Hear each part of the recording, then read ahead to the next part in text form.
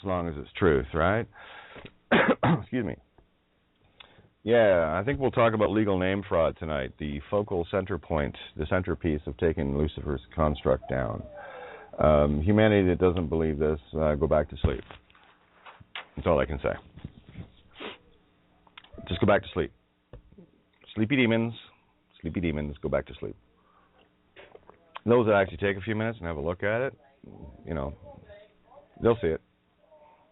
And it's not up to me to show it to you literally and make sure that you see it. You have to see it for yourself. I see it. Many others see it. You know, that's why it takes a bit. You know, we've been hammered for a long time, guys. You know, you take the weight of the world upon yourselves.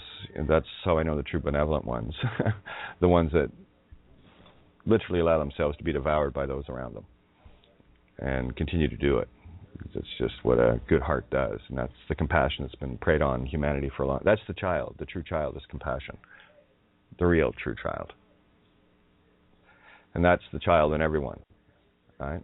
The inner child. So when I speak of saving the child, you know, think of the child. That's the child you're holding in your arms as it takes its last gasp with its face blown apart with a bullet that a legal namer was responsible for. And to, at the same time in the mirror, look at the photograph and go, oh, nasty. And you go back to your popcorn and fucking Doritos and whatever else you're consuming while the child dies, kind of thing. You know, to look at it from all perspectives, as extreme as possible, right? Go as wide to the dark and the light as you can to see the greatest middle contrast. And that's where you stand. When you see the opposites complete, that means you stand in the middle.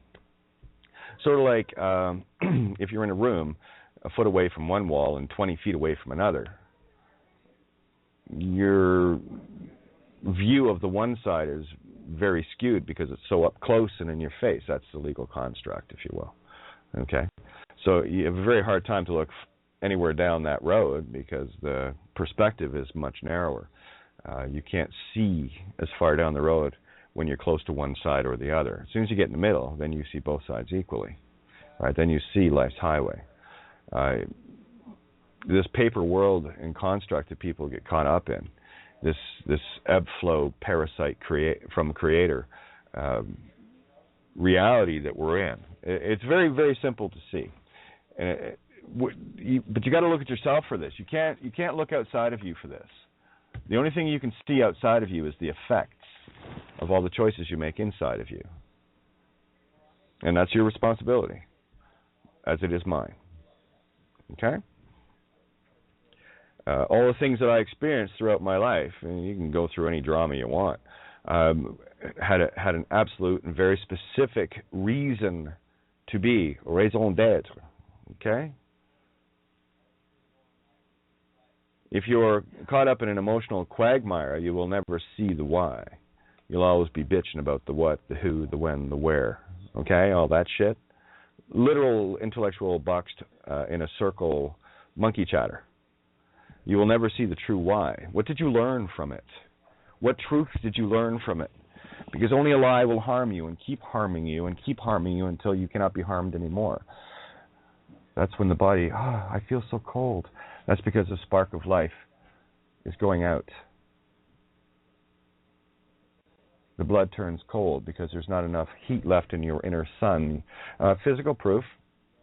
Talked about, it's kind of funny there. I've talked about this a few times, but here it is again. For those literalists, go ahead. It has been, quote, scientifically, quote, unquote, proven, right? It's an effect. Of course, an effect is proof of what is. It was caused. What caused it? Something caused it. Inside, there's a little point of light burning between 3,000 and 6,000 degrees Fahrenheit in your heart. Very, very, very, very tiny little particle. It's not. It's a wave. It's you. Life itself. Life itself heats the blood. You know, that's why when you think in terms of cold-blooded killers, it's because there's no spark of life in them. Their blood runs cold in the illusion of heat. They don't have a connection to the heart. They're just praying from it. to keep the meat stick alive long enough for them to create more harm. Okay? It devours other light forms, you, the light within. And the more truth you step into, the brighter that furnace burns, the hotter your blood gets. Have you noticed? Oh, the truth makes the blood run really hot. So it's very easy to see if there's life in someone. It just depends if their life source is theirs or has been parasited off of others. Still get the same hot-blooded, reaction, but that will be from an empowered personality or demon perspective only. It's easy to see that. If one is harming another and continues to do so after being told that they're harming another, that's a willful choice. Stop punching me in the face, thank you. Stop punching me in the face. Until eventually you just move away. You just move away. It's that simple. Just move on. Or you can make the choice of stop swinging. And the choice is always yours, as it is always mine. It's a simple choice. Don't you think? Don't like being hurt? Going to do something about it. Have something to say about it. And I watch humanity devouring itself, and I've got something to say about it. Because it's the child I see getting murdered. The light within you. The very child of creation itself within you that's getting destroyed. Whether it's a newborn or a 115-year-old Jane Doe, I don't care. It's all child to me. You see, time is the illusion. Age is the illusion in the physical reality only. What does time matter? And what does age matter in an infinite, immortal universe? We're caught in an illusion thinking you're this, that, and the other. Well, I'll tell you what those clues are, and that's all they are, is clues. They're reference points to when your point of consciousness entered this reality. First breath into the child. That's your start point, right? That's your alpha. Well, where else did you start the game? Did you start the game sitting around as a spiritual being with mom and dad to pick a name for yourself? And then, go to the registration office to register that body and make sure that the intellectual property of the name that apparently you and mom and dad thought up together collectively in that contract? At that point, it would be a contract, but I don't seem to recall any time me doing that. Kind of met them later, mom-dad thing. They kept using this sound over and over, pointing at me, to the point where, hey, that must be me. That must be my enemy name. And it's programmed in and programmed on, and you go through life, and that's the most subtle, simplest, most devious little trap in the universe. Having someone else outside of you convince you that you're someone else outside of yourself. It's called idol worship. And as much, it's irrelevant as much as one can create or one can accept within creation. Are you actually seeing it from the right perspective? That's all you need to ask yourself. Don't question yourself in terms of how much you love others, please. That I know. You wouldn't get mad at me otherwise.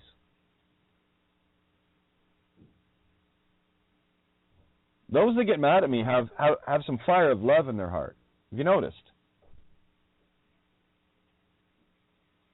Truth. It's not a personal thing. It's just a truth thing. People have a hard time separating all of these different words because of the myriad of concepts that are attached to them in the most literal sense. Has you wallpaper on the left wall. How far can you see from there? A little hard when you're glued down, eh? And that's your soul played out allegorically on the bottom of your feet. You're walking on the paper world. That's why the allegory plays through the child, the baby footprints on the paper. They're marking that beast as surrendered by its creators, mom and dad, and they're registering the spirit, the intellectual property of the way, which is a path. So what they're doing is they're copywriting your path if you go along with it. And you will follow that path as prescribed by that which is controlling you, an illusional matrix. To see the sheer power you wield and not need it, not even want it, you don't need power. I am power. The hell do I need power for? I just have to stand in it. So that's what truth is. That's your power source, and you stand in it. And really neat things begin to happen. And again, there's humanity trapped in the drive-through. Remember, we're playing at 24 frames a second here. Shit goes really, really, really slow here. Have you noticed? Especially those that really noticed. And what that boils down to is simply wanting, in your natural state of there it is, immortal, think it, create it, to the point of that 65 trillion frames per second kind of motif, to 24 frames, still expecting the same fucking miracle in a very slow time frame. That's what I call the drive-through truthers. This game takes a little effort within self, you see. We're going along rather slowly. And then there are those of us that travel faster than that speed, faster than the speed of light itself. That's called thought. Fully in control of one's thoughts. No emotional reactions. Just stating what is. And then fending off the... can't even use the word. It's like me. You see, this is about the separation from self and that demon program called ego. Emotional reactives and all of those things. That's a demon. That's not you. It is if you think it's you. It's only when you peel that wallpaper off once and for all. And leave it peeled. Stand there. I had to go through my little trials and tribulations, didn't I? I'll tell you, 28 days in solitary felt like forever. And for those that have experienced that motif of game play, doesn't it? I'll tell you what makes it even more feel like forever is because there's no definitive dates attached to it. When you have no idea how long you're going to be there. That's when it really feels like forever. You get to visit the edge on that one. I know quite a few that have. For doing what? Standing in truth. But then they got something. They got the same thing I got. Hey, I can't be touched by the demons. See, this is the demon fucking Rubicon reality, kids. The demon cannot pass the Rubicon without your consent to be... think you are a legal name. That's a spiritual contract that you made with mom and dad. Let it go.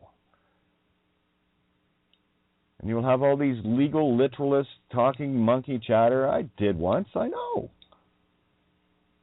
I learned by my mistakes, which they weren't. They were merely educational processes to see the contrast to its fullest extent. You've never made a mistake. There was only one mistake, and that ain't yours. That was the point of consciousness that thought it doubt and took it upon itself to be creation itself. Not a good thing. So the issue isn't between me and you. It's between you and you. Yourself and yourself. And the only way you will ever get a truth demonstrated to you is if you do what? Do something. I'll give you an example. The moment the idea that paying on a mortgage at all, it's going back a while, was fraud, my commitment was the truth. I stopped paying it. I stopped feeding that beast. Stopped a lot of things. Cold turkey. Now, I don't expect people to quit cold turkey, and now you don't have to. It's We have found the middle road that everyone can walk. Everyone. No one's left out of this. It's a simple question. Are you the legal name, yes or no? And once you know you're not, okay, contract at that point is broken. What you do from there must always be in the direction of getting the word out, standing in truth, to whatever degree you have to. And these, quote, challenges, unquote, that seem to be presented to you are merely the tests of, are you sure? Are you sure you know who you are? Are you sure? Are you still, or do you still think you're an idol? Do you still think you're a legal name? Oh, here, tell you what, you still have an inkling that you think you are. Let's send a couple of demons around just to see how you handle it. Or you can simply let it go and trust. Because they can't cross that line. Where I sit right now is an immovable mountain.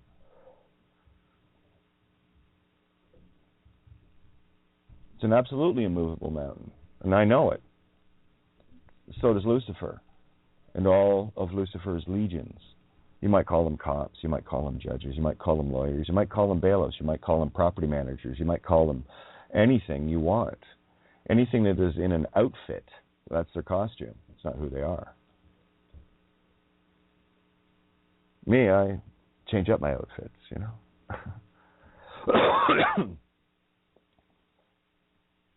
I wear who I am. Spiritually. Not just physically. That's just a clue. Guess who I am? Not what you thought. True story. Who tells you who you are? You or somebody else? No one tells me who I am. I went through that most of my life in a most excruciatingly painful way. You must be this and you must be this, and you fight tooth and nail. For those others that have had this most interesting walks, yeah, backwards, eh? Yeah. We were born backwards naturally. No fucking way, no meat stick or no demon's going to take over me. Because I know this isn't me. In the most physical sense, it isn't me. Yeah, it's an interesting perspective, very black and white. If you want a living example of that, wake up tomorrow in the opposite body you're in right now. And then pretend to be that for a lifetime, 40 years. Do that. See what you learn. So let me make it easy for you. It's simply a contrast of the divided spirit of humanity, the child itself, where a dark principality aspect, bad idea, wedged itself in to consciousness and drove us apart. You, me, consciousness itself. What you decide to do with you is what you decide to do with you. And if you think somebody else tells you what to do and how to think and how to breathe, and just because you're going along with everybody else, doesn't make it right. It makes it quite disastrous. It allows for wars and deaths and pestilence, plagues and shit. Evil. You see, I don't really get beyond the mirrors of evil, good concepts, you know? If it's good, it's good. If it's evil, it's evil. In the most literal, by definition, literal definition way, okay? It's black and white. If something is creating a destruction, it's evil. If something is creating a creation with creation in the stream of consciousness, it's good. Unless you think, you know, compressing back into nothing is a good idea. I don't. I mean, look where we are. Look what we had to do to get here. I'd say pretty impressive. Not bad for a thought. So it's a matter of changing one's mind. What is your intent? What are you doing to benefit all? And that really is the only mirror you have to look into. Are you benefiting only self? Taking far more for self than that which is around you can handle? Where one around you has abundance and the other is just kind of going along with it? And that's as stark a contrast as you can see. You can look at any family in the world, right? It's a natural divide. Man goes out, old thinking. Let's go Edwardian, Victorian for a minute, just to show the contrast. The little bitch stays at home and keeps her legs spread and spit babies out, while the man goes out and makes the money and makes the rules. I'd call that a little divided, wouldn't you? Then, of course, you have the installed feminist movement, where it took that fractal to the complete fucking opposite direction. Women have rights to be slaves too, you know. Oh yeah, you do. You fought for it. They're yours. So who truly is who here? In the divided consciousness of the physical, what you have is a completely divided consciousness where one is deemed the baby producer and the other is deemed the stuff producer, when in truth you are all that as one, within oneself, if you choose. Can't imagine exactly why an immortal being would need to have physical babies. Do you? Seems more like playing house to me. Don't you think? Look at the constructs. The most divisive thing in humanity is marriage. Contracting to another.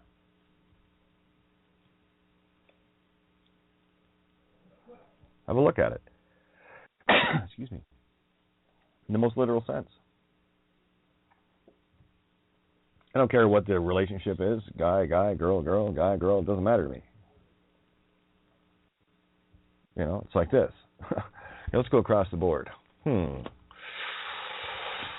Bisexual. Yeah, all-rounder. Well, everyone's really at the heart of it all, trans anyway. You know, just depends on how far the pendulum swings for you.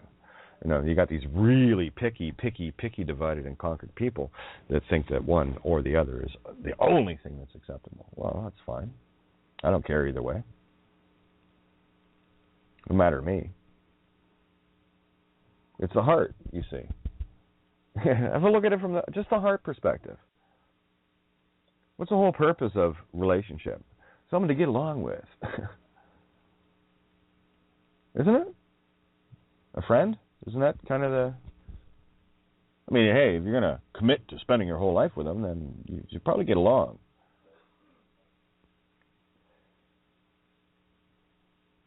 Have a look at the literal world divorce rate for an idea of how divided consciousness is. It's about 50-50 now, or better. You know? So that's just an effectual visual in the physical world of a spiritual causal reality, of the divided spirit within self. And it's showing up now that it's coming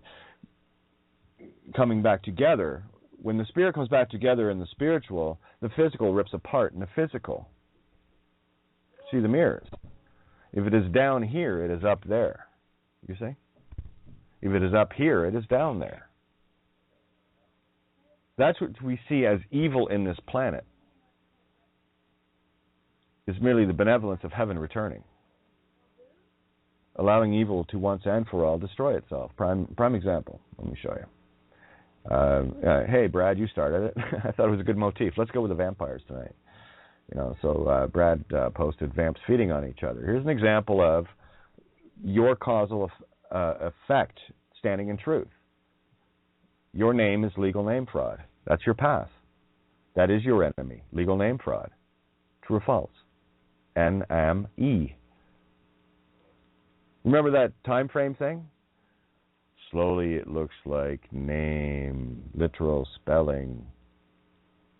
Phonetically, traveling a few frames per second faster. Well, let's take the 4 syllables. It's 3, actually. You can make it 4. NAME. Not applicable, magnetic electric. Or you can simply have 3. N, A-M, E. Pronounce it. N-M-E. Enemy. Enemy. Speed it up. Enemy, enemy, enemy. So the name is the enemy. And this shows up everywhere. This is not a one-off here, guys. There's nothing coincidental about this. It is completely coinciding, happening at the same time. I have discussed many times of the infinite timelines running at the same time in the now. What we've done in the collective consciousness is spread those thoughts out. That's the chaos. The chaos is all of these. Imagine all of the thoughts of everyone on this planet, just the humans, coming together in one mind right now. A little chaos, eh?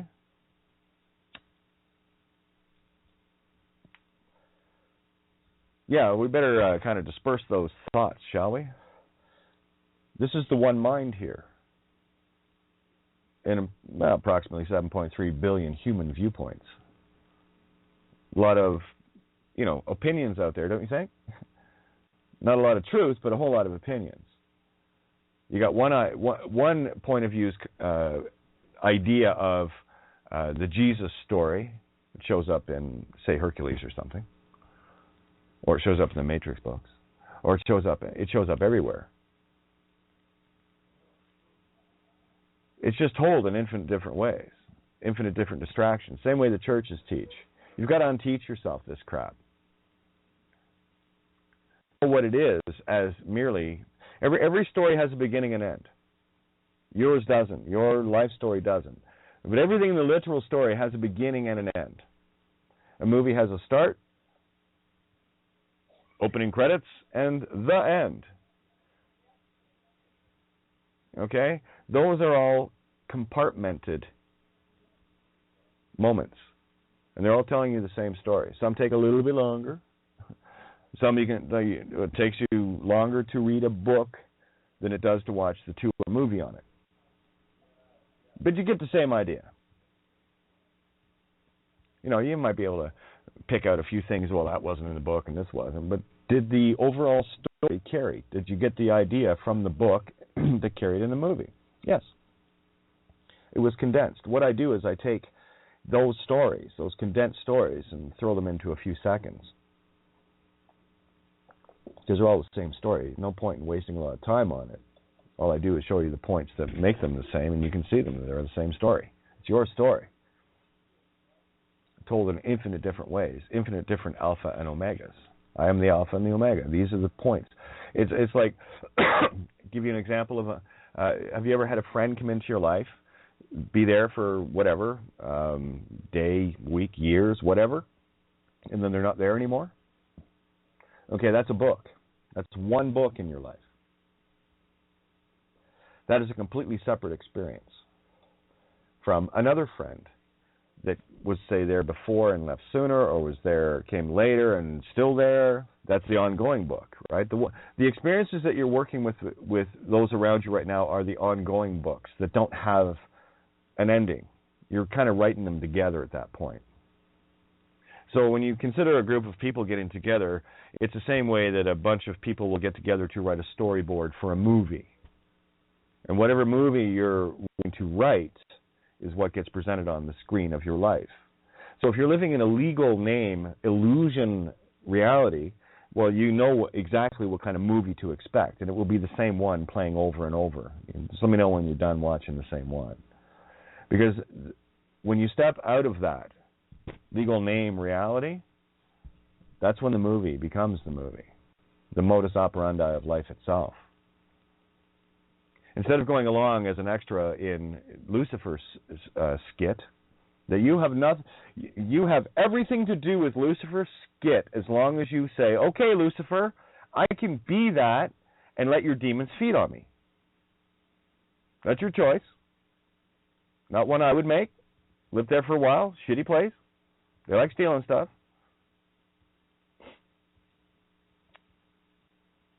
Because those, see, here's let's show a mirror. You know the legal name fraud is absolute fraud. And the minute you say, fuck you, all of that paper, everything that was ever registered evaporates. The only thing, and there's humanity claiming, well, it's mine. It's mine. No, it's not. Did you use a legal name to register it in any way, shape, or yeah? That's not yours. It is not yours. All of the energy going into it's not yours either. It's getting fed from, creating Lucifer's construct. Mark of the beast. Whore of Babylon. Let's take out the rainforest. We need more cattle to mix with the children at McDonald's burgers. Kind of thing. Okay? It's not rocket science. It's a choice. If you want to live in the paper world, you walk on paper as contracted through the baby's footprint on the paper. Whether it happened or not, it's irrelevant. The fact that it happened once, it happens for all. It's just an allegory of Pisces, soul of the foot, the soul of your beliefs on paper. And that footprint will forever be on that paper while you agree that in any way, and I'm talking in the literal sense, you can use the damn thing. This is where people cannot separate. They can separate themselves from church and state, but they can't separate themselves from church and state at the same time. Quite a conundrum, isn't it? You're walking with a paradox on. Change your shoes. Because you're marching straight into hell. They do like their Doc Martin-style boots in the military, don't they? Yeah, there's your paradox. Right there. You're walking on them. You're walking on the soles of your feet. The soles of your accomplishment, your feet. Is that the greatest feat you can accomplish? Walking on someone else's paper world? Nay, I would say. I think you're a little bigger and better than that, don't you? But come on here and beat me up anyway for me telling you that and trying to show you this. Because I promise you this. The ego, the demon within you, will always see it the wrong way. Always. Always, always. That creates a fire. The burning fire of, I know it wasn't your intention.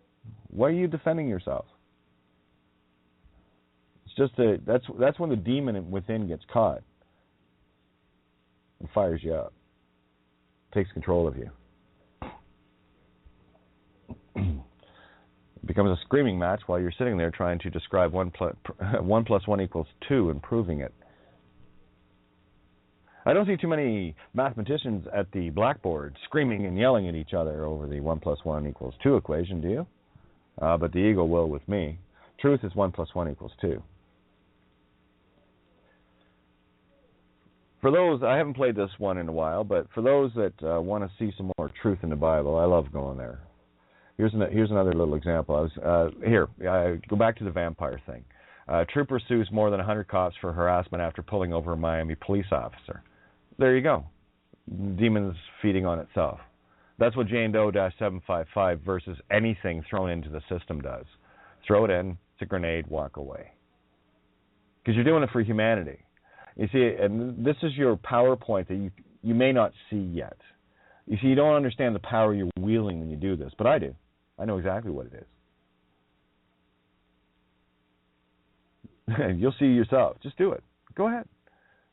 Sorry if it seems so hard that you have to write out something like Jane Doe-755 versus, I don't know, some property management company trying to aid and abet you, the living, using the legal name fraud of the contract that belongs to, others.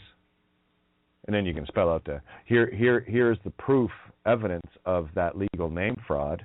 Throw the legal name in there. And as contracted, nothing to do with me. That's between mom, dad, and the crown. Take it up with them.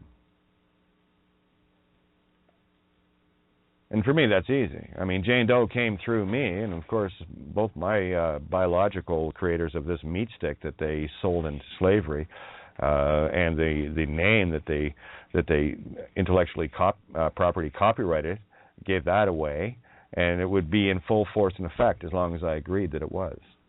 My agreement wasn't with the crown. My agreement was with my mom and dad.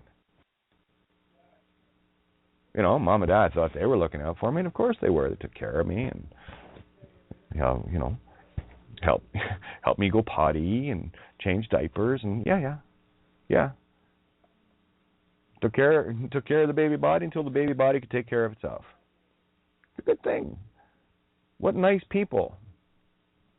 I will honor them. And there's your big stick point with people. They feel like they owe their parents something. Well, here's what you owe your parents. You owe your parents gratitude for enslaving you in ignorance. Didn't put a bow on that for you, though, did they? I don't know about you, but if two people conspired unknowingly to throw me into the pit of slavery, Joseph, I'd have something to say about it. The problem is you put a mom and dad face on it. Me, I just put a meat stick together. Bad idea. Because I don't know the true source of those meat sticks. I don't know them. Know them well enough. I knew the true benevolent heart within them. That never changed with me. Didn't matter how many fucking beatings I got. Didn't matter how much drunkenness and, going down to the off license for mom, bring back a 4-pack of Carlsberg Special Brew, the most alcoholic, potent beer you could get. By the time she's into the third one, it was like, yeah. A lot of fun. Here, go pick up some of your punishment tonight. Okay, Mom.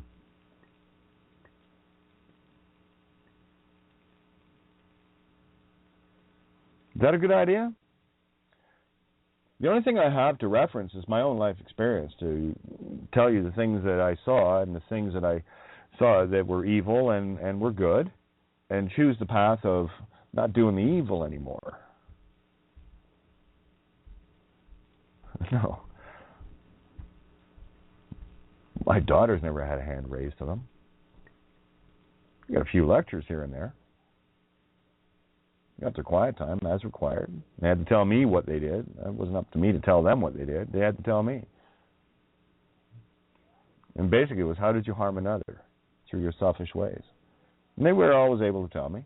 They knew. You know. You know as a child knows. There's another great example of vampire. Of course, as soon as I fire up the computer, it comes back on. There it is. Right there in my face, as it always is. The headline reads like this. RCMP searches offices of OPP Association as part of probe, they love their probes, don't they, into alleged criminal misconduct. And there's nothing alleged about it. Because I personally have notified the RCMP and the OPP, in person too, no less. And the SIU, the Special Investigations Unit, the police that police the police. And they come from all branches of police across this fiction place called Canada, a corporation that they fucking live in as demons. Yeah, the fox is going to go in and check the hen house because another fox took more chickens than they could get. But this is how it's playing out. It goes something like this. And this is the effect of our cause. You got them probing their own assholes now instead of probing yours. See the bigger picture here, guys. Don't get so tunnel vision into one story, one literal, one outcome. No. This is one fractal of the cause of legal name fraud now being displayed, of the demon devouring itself. Same way Jane Doe 755 against any of the corporations regarding legal name fraud in any way, shape, or form. Throw that bean into the court. Walk away. Talk about a has-been. Nice show, demons. One demon checking another demon's asshole for flies. Lord of the Flies. Heart of lies. Lies. Heart of lies. Flies. Lord of the Flies. Both the RCMP and the OPP are well versed in the legal name fraud, having dealt with them directly on many occasions. Running 3 OPP off live on air, March 14th, 2014. You can listen. It's right there, live on air. Numerous recorded conversations with the SIU. Yeah, played those. Conversations with the SIU quarterheads. Well, headquarters, but they're divided and conquered. They have a department in a compartment somewhere. They're quarterheads. Where cops police cops thingy. It's all done live on the air by many people doing the same. with these same two outfits. That's all they are, costumes, outfits. This planetary legal reality knows all about this now and are buckling under the pressure of this one simple truth that tears down their whole universe. Duality, the W in front, take it away. It's a whole. This is an effect example of our sharing truth and consciousness cause. Good idea to do so. This is an anagogic repercussion, percussion, drums, new drum beat allegory. Stay tuned. I mean that literally on all levels. Keep your eyes open. You'll see all of this. It's quite simple, really. What more do I need to say?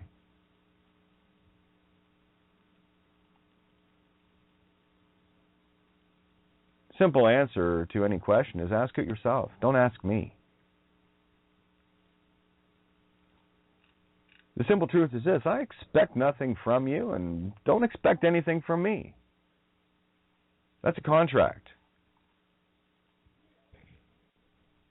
If you have an expectation, you create a debt. Death. I don't have any expectations.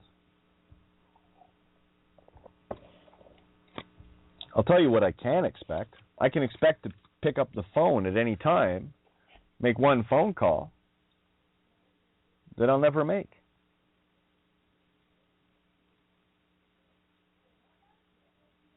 For anything that I don't need. Why would I do that? You know, we have a few individuals out there, one in particular that's helped a lot of you.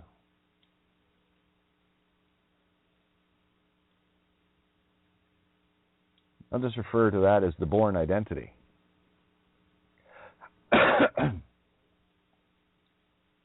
Very, very easy. It's an amazing thing when you're on the same page with a lot of people. I mean, really on the same page with a lot of people. There's only one message worth getting out anymore. It's the only one that ever was worth getting out, and that's truth itself. Not the literal monkey chatter shit that goes on and on and on. Monkey chattering baboons that are lucky to get more than 5 minutes with me.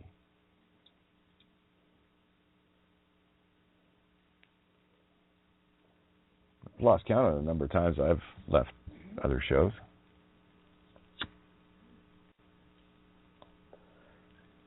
What, because I wasn't getting my way? No.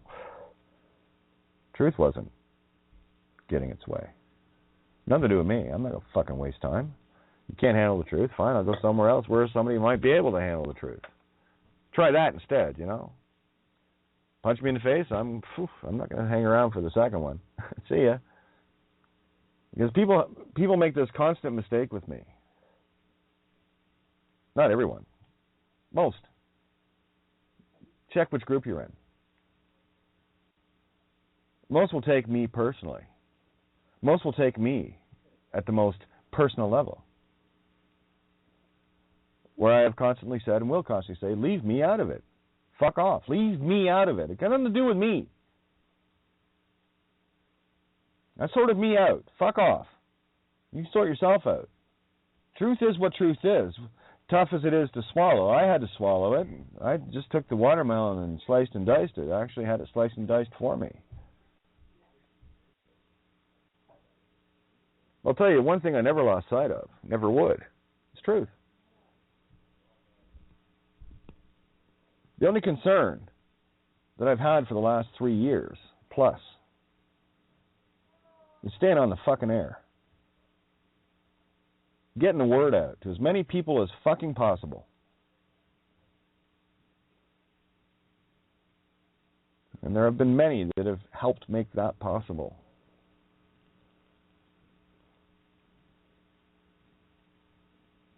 To make other things possible for you in that mirror. So do not expect anything from me. I'll tell you what you can expect from me, just me doing my thing. Create like.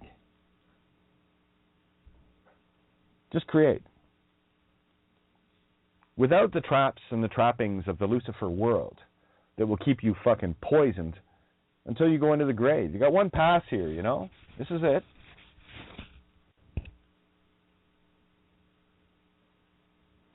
Things are playing out perfectly, as far as I can tell. Revelations. Tracking perfectly.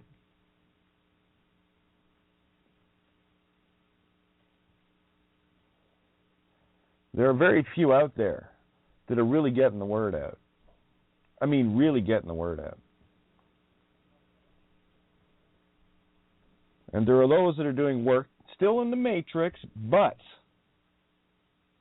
are doing the good work, the great works. You know how I know they're great? Because they make my anagogic life easy. Because I can take their allegorical literals to such a profound level. Because it was such a nice foundation to build that house from. Then there's others out there that throw a brick here and a fucking slap a, plop a concrete there. Here, build a house there, Kate. Yeah, not my work site, bitch. Sort out your foundation first. Those kinds of contractors are, the David Ikes and all that type, the David Wilcox and Jordan Maxwell's. They're experts in one field of view, one vision, one matrix. And it's got all the matrices or matrices in them. Now, I took all the matrices, the matrices off that P, princess. And the P, guess what it had written on it? It had the labia of Lucifer on it. It had legal name fraud. Lucifer, enough. LNF. L, enough. Enough hell, don't you think? Funny how it comes down to that one point, eh? You just let me know when you've had enough. Because I'll never know when you've had enough. You'll know. And you'll bitch about it until you get to the point that I did. You stopped bitching about it because you'd had enough. And that's all. I've had enough of people throwing, this is it in life. Let's go right back to the beginning of this. My had enough point was a long time ago. I had enough of somebody using pieces of paper to steal upwards of half my income. So I said, fuck you. I'll take food to the food bank. I'll help my friends instead, because at least that way I know that money isn't going into somebody's fucking suit to write another piece of paper looking for more. Capiche? Imagine living next door to someone that is an absolute parasite on the system. You show up every Friday, cash your paycheck. It's $1,000, okay? You show up every Friday with your paycheck cashed, but you got to stop at the neighbor's house first. You knock on the door, and they'll look you in the face and say, "About fucking time you showed up. I haven't been able to go out and get my fucking Doritos and my fucking porn movies and my fucking this and my fucking that. What the fuck kept you?" And you hand the money over. That's what you do with a legal name. And then, of course, after you give the half you've been out creating all week, and this house full of fucking parasites. Oh yeah, the wife just had the 8th kid. Got another mouth to feed, so we're going to have to up that a little bit. $550. You can still keep $450. Fuck you and your family, as long as my parasitical family's fed. And that's what the system does. It's all the system does. It destroys the creator to feed the parasite. That's what it does. Are you going to keep going along with that? You going to keep feeding the parasite? Or are you going to put your foot down? Have you had enough? Things are going to fucking change. Because I got tired of having a fucking bayonet thrown in my throat every week. That's all. And guess what I did? I did something about it. I was going back 2003, 2004, 10 years ago. I said, fuck you, CRA. Found a couple of things on the net, started me on my path, fired him off, because I got a real good idea of what Eldon Warman was talking about, better idea than he did. And lo and behold, bet you I was the last one. I know I was, because everyone after that I did that for never worked. Funny that, eh? You can only use the one-trick pony once in their system, and once it's used, it can never be used again. That's how I peeled the system. Can't use that remedy anymore. That magic trick only works once. And then what they have to do is write some more spells, laws, legals, whatever, to try and counteract it. So what you do in that moment of choice is you create the lie upon the lie upon the lie, destroying itself. You can only use it once, though. The judge will only bow once. Only has to be once. Because when the judge bows once, bows to all of creation itself. That was the moment creation changed. Did you notice? Some of you might have found me through that. Really ask yourself, how did you find your way here? How did you find out? I'll tell you how you found out, because I said enough. I made a fucking difference. And you noticed. And you thought that was good, too. And you started to make a difference, like you were already anyway. Because if you were even looking for that, I already knew you were making a difference because you found it. You don't find too many people out there watching the fucking music links all day to see who's popular and who's got what pussy showing out of what photograph. You know, they're not the ones that are going to find that. Are they? No. So I already know. If you found that, I already know you're looking. Because you wouldn't find that unless you were. Go ahead, tell me otherwise. You can't. Simple truth is, you're sitting here right now. You found me as I found you. Been looking everywhere for you. You too, huh? Yeah. Have you had enough yet? You just tell me when you've had enough. You said, if I really, really needed to. Actually, you wouldn't have to, but I'm trying to show you the 0 point here. If I really, really needed to, all I have to do is text.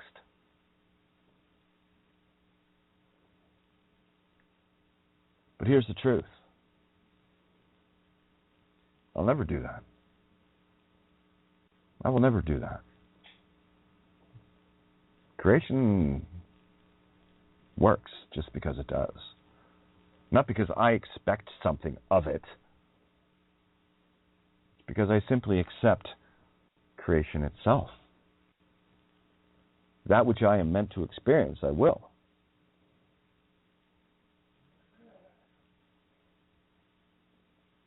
All too often we get caught up in the abundance thing, you know? And the problem with abundance is people mistake abundance with money. That's a deliberate trap. People think they can only do things when they have enough money. Have you noticed?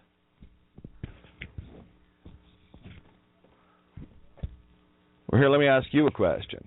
Let's go back to February 11th. Let's bring the Kate experience in, just to show you the truth experience. Oh, by the way, when Jesus said, ye are gods, in the most egotistical way, that's exactly what a Lucifer is. Let me show you what it really means. Take the G, mirror it over top itself. You're left with the Greek letter theta, which is an O with a horizontal line. You already have the womb in the middle, the O, and then, of course, D is only half the whole, so complete it, and you have a circle with a vertical line. Combine all three, because you are the fourth in this heart equation. That's only three. You're the fourth. You're the one that has to put that together to see the truth, what it is. And when you put it together, you're left with a circle and an X in the middle, a kiss and a hug, also known as the Phoenician capital letter T, which simply means truth itself. Ye are truth. Truths. Ye are gods, ye are truths. Slight difference in perspective. Do you see it? They didn't teach you that in church, though, did they? No, they taught you. Jesus said you can be gods like us and wear robes and uniforms and outfits and use pieces of paper to command demons around. Yeah, they use paper to summon demons. all a legal name, anything sent out with a legal name is just a, are you a demon that I can summons? Or not? You choose. Good luck. Because the only demon you're going to summons around me is the one I've commanded to fucking take you down. Jane Doe -755 style. You want to talk about an immovable mountain? You don't own what you think you own until you own yourself, at which point all of creation is yours. To whatever degree. Me, I just simply walk in the truth. And keep looking. Day after day. I go to work every day. But I don't have to get up for school. Because I'm at school. And I never have to come home from work. Because I'm always home. Right here, me. The only thing I need to do is just, hey, let's get the word out. Legal name fraud. Get it out. That is the killer catchphrase of the universe. That is the focal point. That is the point I could not get past. 3 words. You got to be the 4th. Your word. And if you're going to speak in Luciferian tongue, filling out their little forms that form you into a demon, go ahead. The only time I'll ever fill out forms is to create a whole different life form in their Luciferian reality. It's called a dragon, Jane Doe -755, versus whatever corporation, whatever individual, for trying to aid and abet you into committing legal name fraud using this legal name, put it in, quotations, this legal name that has nothing to do with me and is merely a contract between 2 others, namely the biological creators of the body and the intellectual property owners that gave up the copyright to that legal name and the crown, nothing to do with me. You see how that works? That's a court case they can't fucking solve. That's the unsolvable crime that dissolves them. Because here's where they're caught in their own catch-22. Jane Doe -755. Oh, that's not fraud. That was given to me and to you, all of us. It's passed through me. Hey, look what we got. Yay. It is what is considered, in the most legal sense, an honorable citizen of the City of London, as granted by the Crown to me, the individual, in the same way that the lawyer gets granted the bar card. I, like you, have been granted, gifted, gamete interfallopian transferred, the right of use of Crown copyright Jane Doe -755. And they got to defend it. Their oath says so. So who are they defending against? Nice circle, eh? You expose the fraud. That absolves you. You're out of it. See, that's the instant you're out of it. Completely. Completely out of it. Because they can't solve that one. Because one, Jane Doe -755 doesn't exist. The world. It does in theirs, though. I can make it exist in my world long enough to make it exist in theirs and walk away. To be and not to be or not to be. In the same way that, in a most literal sense, not for you, see, you cannot use this for personal gain. That's the trick to this. This is the only way this works is in the mirror of the system, using it to destroy the beast for all of humanity. It's a very subtle thing, but have a look at it. They got to defend Jane Doe -755. The motion was filed. It came in. It was put into the system. It's on and for the record permanently against another corporation involving the legal name fraud. Now, here's the neat part. You know that legal name thing that was attached to you because you agreed that it was you? Is now no longer attached to you in the most legal senses because you've made the court aware and you've actually brought a fucking plaintiff that they have to defend. So the case is closed the instant you file the fucking motion. Oh, I speak legal. Easy. There's no one fucking lawyer on this planet can deny that.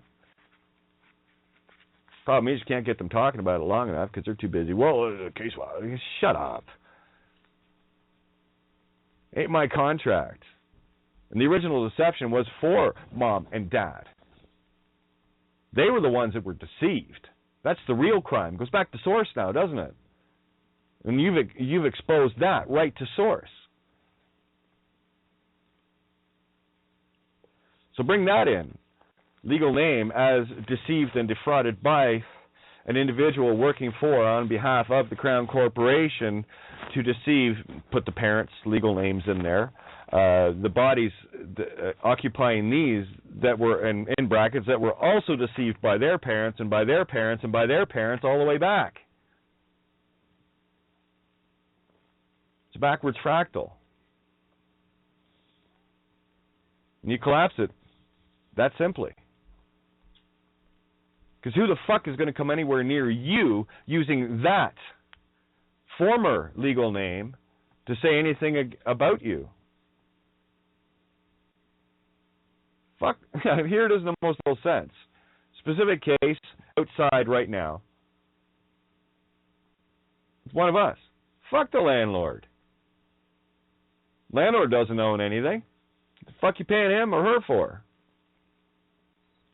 They don't own it. It's registered. They got a legal name. They're a demon. See, there's the Rubicon. You become the immovable mountain. Oh, and by the way, because you know it's fraud, and you know that you were deceived, and you're just trying to get the word out and everything else, by all means, government check, go ahead. Knock stuff out. Use the whore as poison and turn it into pure truth. Yeah, that's the drain on the system. That's feeding it back to truth. Yeah. Got a bank account, got a government check. Fuck off, landlord. Fuck off, bailiff. Fuck off anybody that wants to come anywhere near you. Because you know the truth. You can be and not be whatever you want, whenever you want. Because that's just a different book, isn't it? So you write an alpha and omega book life experience with someone at the bank, someone at the government office, someone banging on the door that can't get through. Rubicon's up. Can't touch.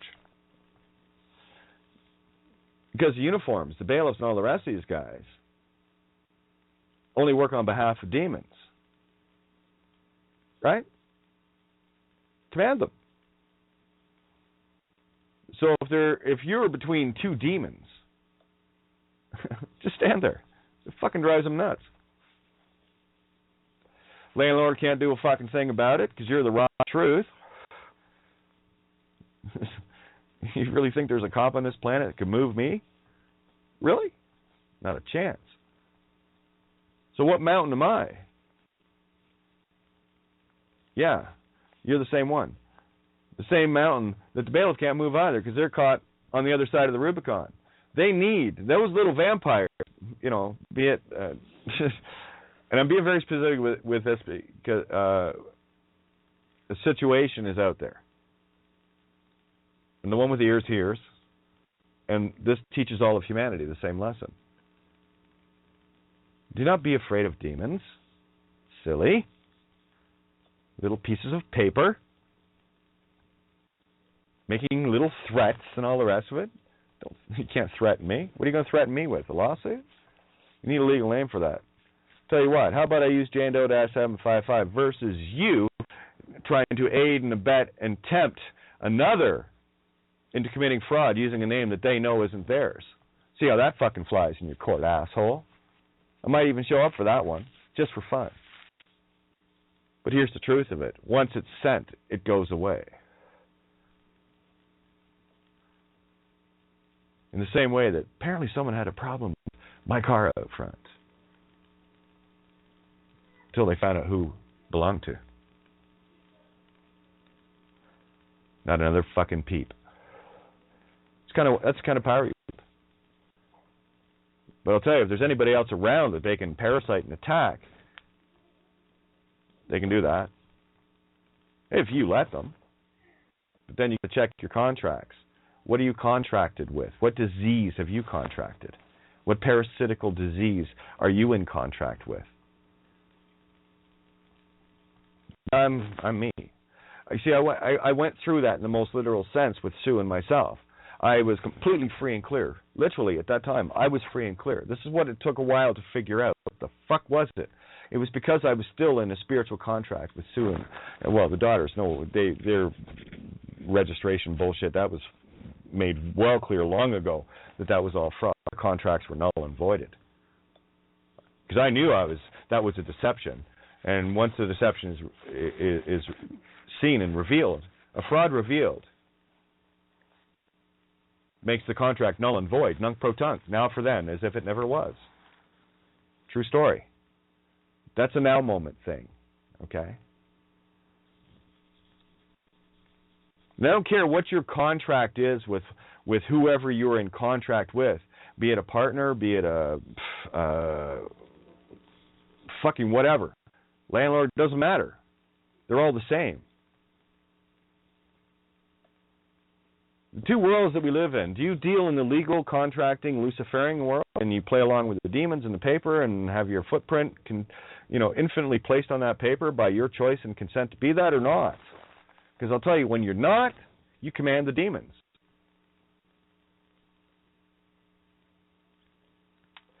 And you can be a real cunt about it. The power you wield is far beyond the understanding of someone that is stuck in a matrix.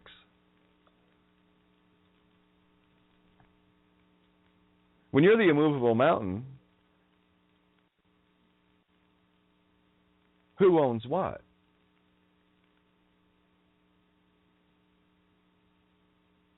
Because I know that anyone that's got a legal name and anything that's registered on this planet, they don't own shit. Only those that don't have the legal name own that.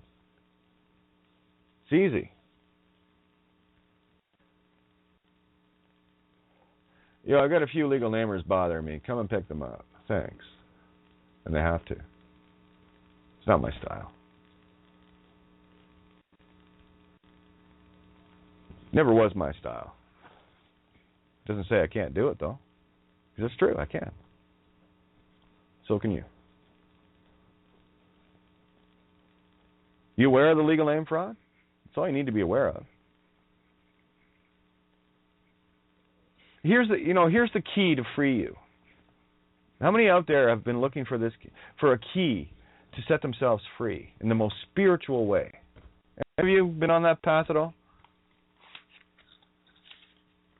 The most spiritual freedom has to be in the mirror of the most literal enslavement.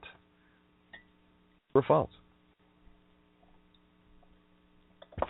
It's true. You got to see the mirrors. The legal name, paper reality, thought. Thought. Not paper. Paper's effect. That thought is what enslaves your spirit. Traps it. Well, are you walking around in a music that legal name demon seekers can push around? Well, they can only push you around as long as you think you're that. As soon as you know you're not, guess who can push who around? I don't bother. I don't need to. Creation does all the pushing for me. I don't have to push any buttons to call anybody. Creation's little bluebird takes care of things as they are needed. I can be abundant or lack as I choose.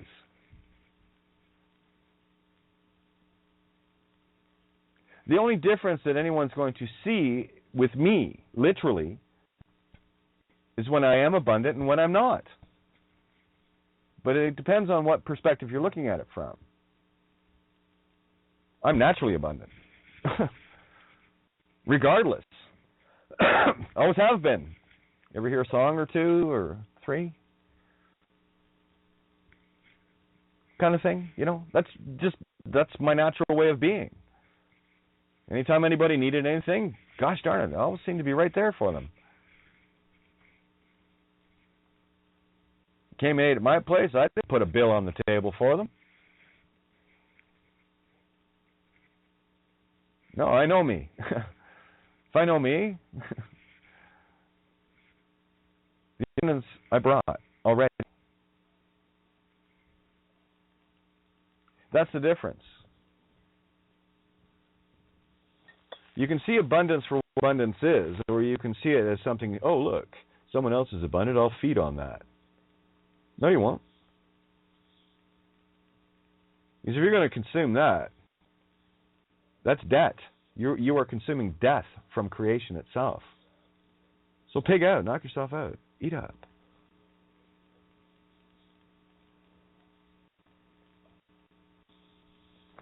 That's not an opinion. That is not an opinion. I don't have opinions. And for fuck's sakes, once and for fucking all, people, understand that about me. I don't have an opinion where truth is concerned.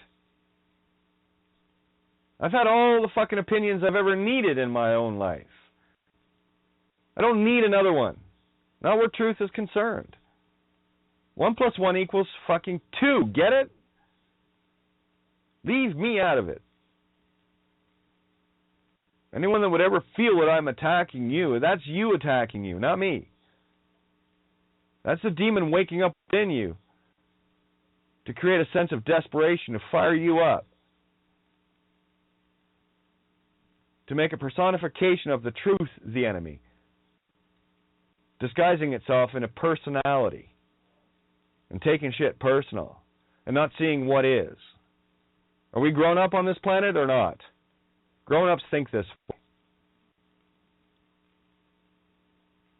Empty cupboard equals needs filled. See where that comes from. Or not.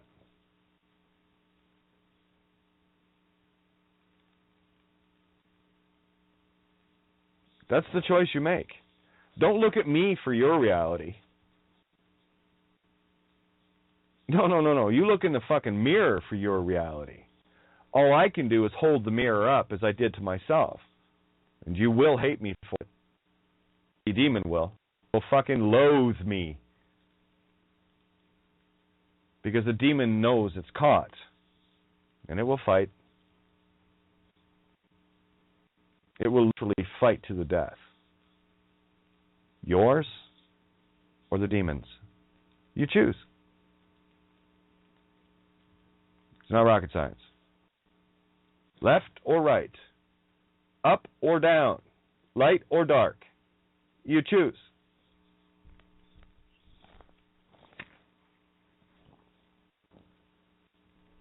One plus 1 = 2.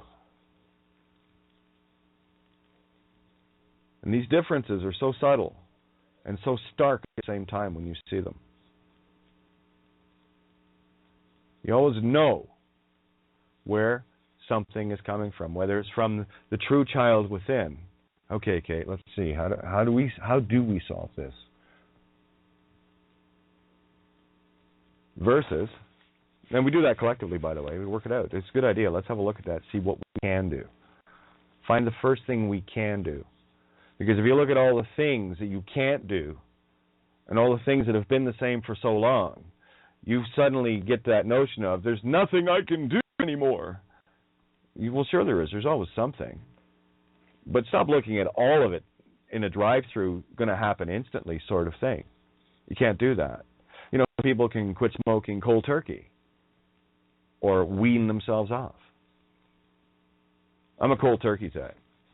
I smoke when I smoke and I don't when I don't. All cold turkey left. I don't gray area it.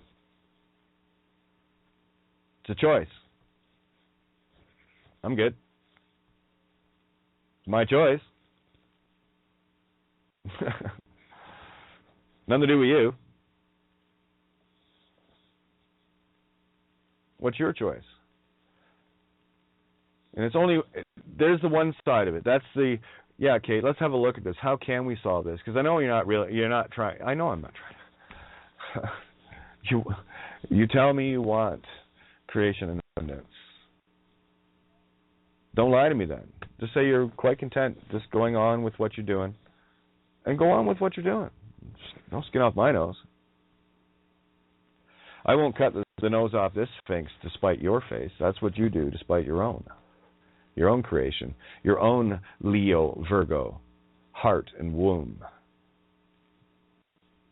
father and mother, creating the child within self, Leo and Virgo, right? The Sphinx. The nose is missing. That's because humanity cut its own nose off to spite its face. Allegorical clue played out. When did it happen? It happened now. I just showed you now. Now you know why it happened. Does it matter when? No.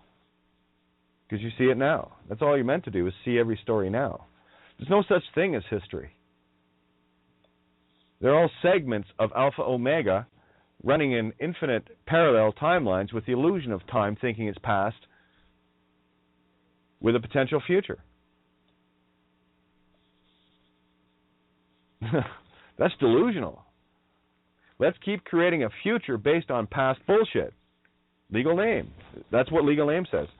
Your life will never change or get better, unless you're really a demon and go out of your way to harm as many people as you can.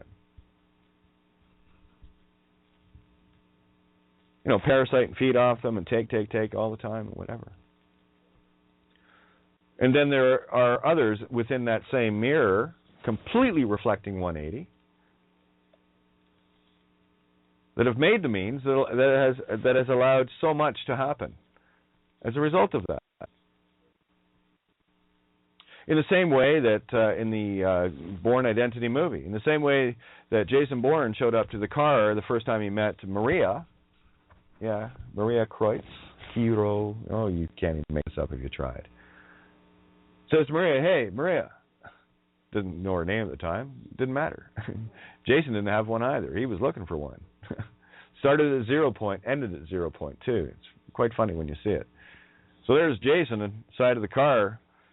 He's got his passports and multi-denominational sack of money, and says to Maria, hey, Maria, I'll give you $10,000 now to drive me to Paris, and another $10,000 when we get there.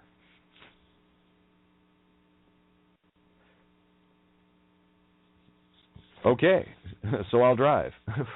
Good, I like driving.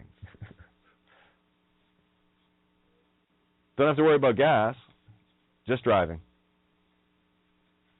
Don't have to worry about where to stay, just driving. Don't have to worry about where to park, just driving.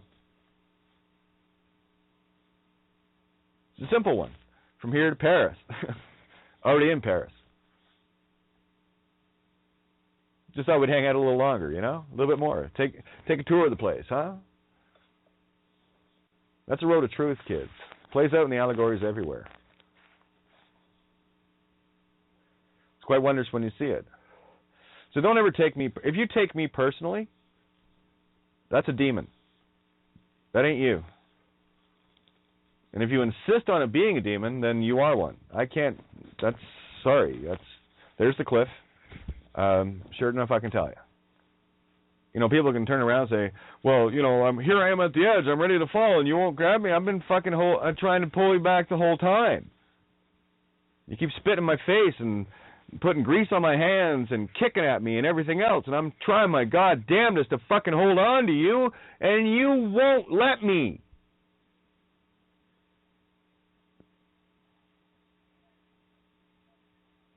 That is the stone around your neck that is pulling you. I cannot hold you. You got to cut that stone off your neck. Then I can pull you free. And it will be the illusion of me doing it. You will be doing it. I just thought it was a good idea, too, when I did it. Like so many others. Seeing the same no touch, fuck off game that we see. Because the demons can't enter your world. They can only come in once you think you are attached to that fucking fraudulent contract that surrendered the body and the intellectual property of who you think you are at the same time. That is not your contract. If you want to honor thy mother and thy father, then you best cut the contract with the dishonorable mother and father physical. That's your illusion. But that's my mom and dad. Fuck you. That was the two meat sticks that built this meat stick and named it and created a contract, and I got to know them. All in all, decent folks. But they're not my parents.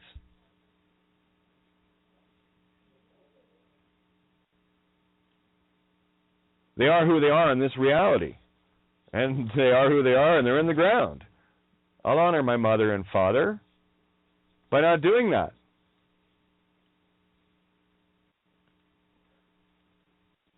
Who are you honoring? If you honor the legal name, then you will have a worshipful master that you will say your honor to and be a slave accordingly by your own choice, because you still don't believe the magic. You still don't believe the truth. You still doubt yourself. And there's nothing, fuck all I can do about that. All I can do is, like so many others, is go out and do the actual experiences, share them on the air to show you that it is true. Come on. On the truth wagon. Watch the demons scatter. Never have to deal with the fuckers again. I don't care if you got a mortgage. I don't care if you got this. I don't care if you got that. The other. I don't fucking care what you got, because you ain't got nothing if it's attached to a legal name. It becomes yours the instant you say no.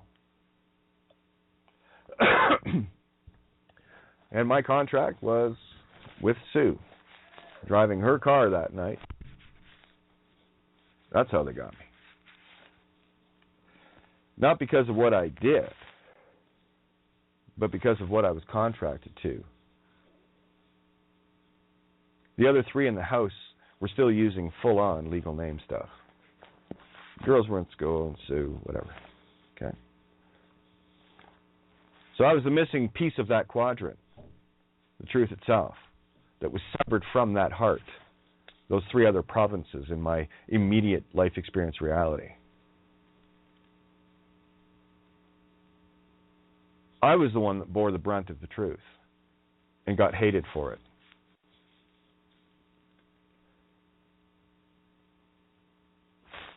If you want to experience these most heinous, they will. I know most people that I know, the vast majority of people I know, would have put a fucking gun in their mouth.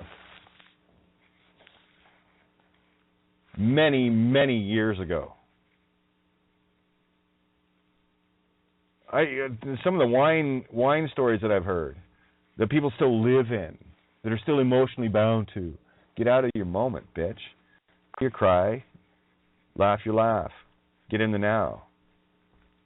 It was but an experience. Are you still living in that experience now, wallowing in this self-pity, that, and I should have done this, and all that bullshit? You still doing that?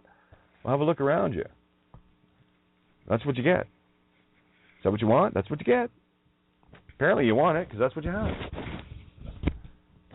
Me, I'm just surrounded by truth within myself. Doesn't matter what physical surrounding I'm in.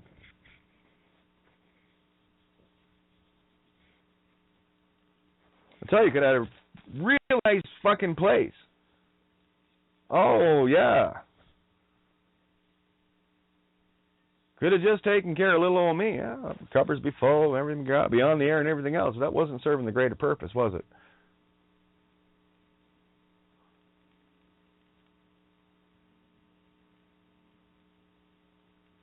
So in retrospect,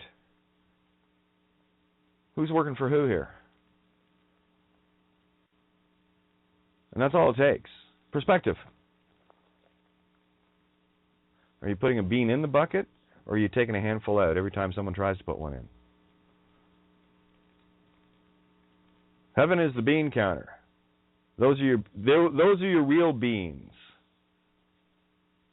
Those are your real coins, your real most high REs. Your choices. To put beans in or take beans out.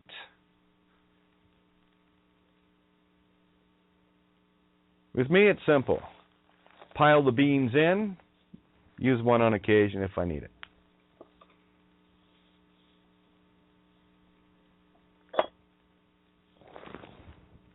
Do the math. Do the math within your own life. And get all 1 + 1 = 2 about it. If you want to see it in the most stark, literal sense, you can work it out with a calculator. At least then you'll have a perspective and scope of where things are, where things are going, and who's who. Within yourself. Not judgment, it's just observation.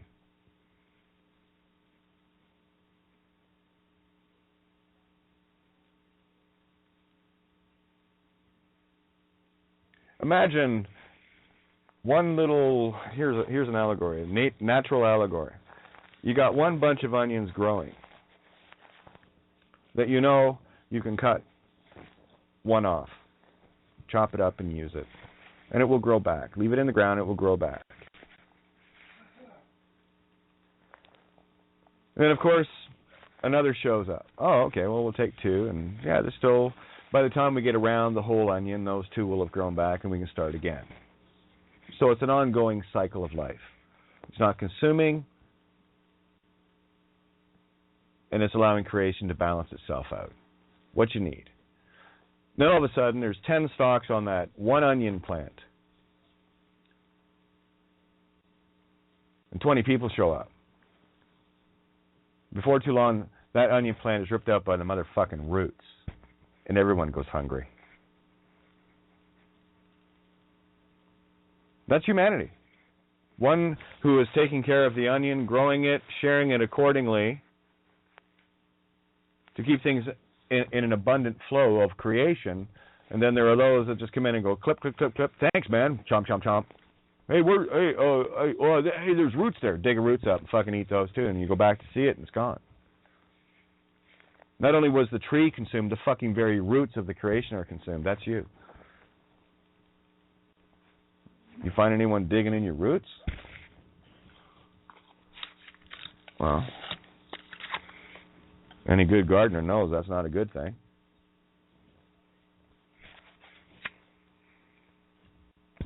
And that's a 1 + 1 = 2. It's not a judgment. The only judgment you'll find in that is within yourself. What part of the equation are you? The 1 + 1 = 2, or the 1 - 1 = nothing? How about this? 1 - 18 = -18. Is that the equation you're playing? Or 1 + 18 = 19. And so on and so on. Look, 1 + 1, doing it together.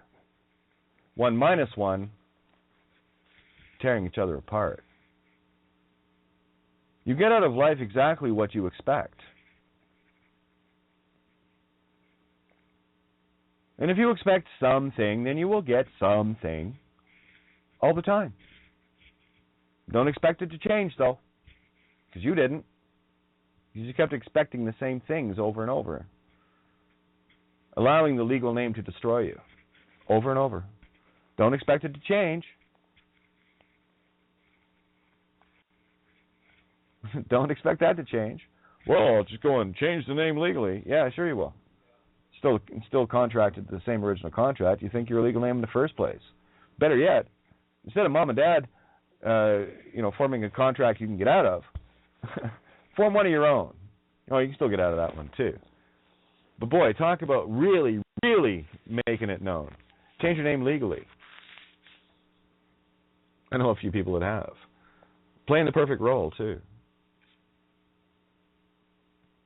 It's one of the ongoing things within transgender community too, about legal name changes and getting their legal name on a passport. Oh, fuck me, I just laughed at that shit.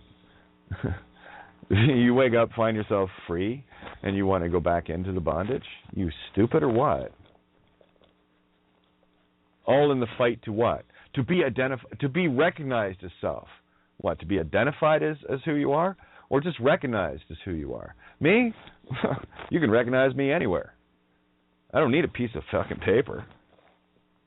All I need is a direction to give you, and you can find me. Just Google Creative Guy, a legal name for Judge Bows.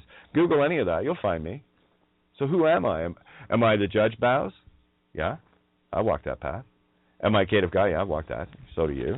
Legal name fraud? Yeah, I walk that. So what is it? It's a path. All those roads lead to my spirit breath within me. Roam. Row me. Roll me another one. That was a good joint. Smoke another bowl. Chill out for a bit, you know? Because while you're stuck on that fucking wall, like wallpaper, legal name, wallpaper, don't think you're going to look down the road because you're stuck glued underneath it. And the patterns, oh my God, paisleys and you smoke and mirrors and all the rest of it that you're trying to look through. And you think you can have a rational conversation with me or any one of us that are showing you how you're killing yourself spiritually? Stop greasing your fucking hands and stop adding weight to the stone that's already tied around your neck. I'm trying to pull you back from that motherfucking cliff. This is Chiron in the boat saying, here's your silver fucking coins, bitch. Get in the boat.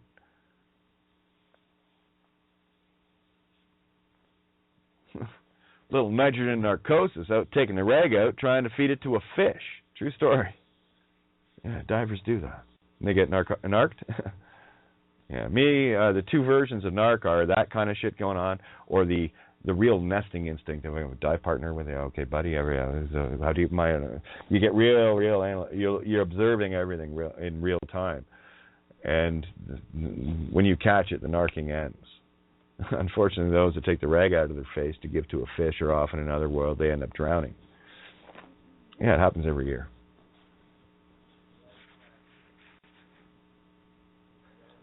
What's the allegory? Well, you got narked to the degree that you're delusional, and you're taking the rag out of your mouth because you want to give air to a fish because you think the fish needs air to breathe. That's you with the fucking paper doll. You're narked on paper. Is it a coincidence that one atmosphere is 33 feet? 2 is 66, 3 is 99. Is it a coincidence that one atmosphere, 33 feet deep, is the same as all of the air pressure above you? So now you're 30 pounds per square inch. And then 45. And then 60. Deeper you go, add an atmosphere.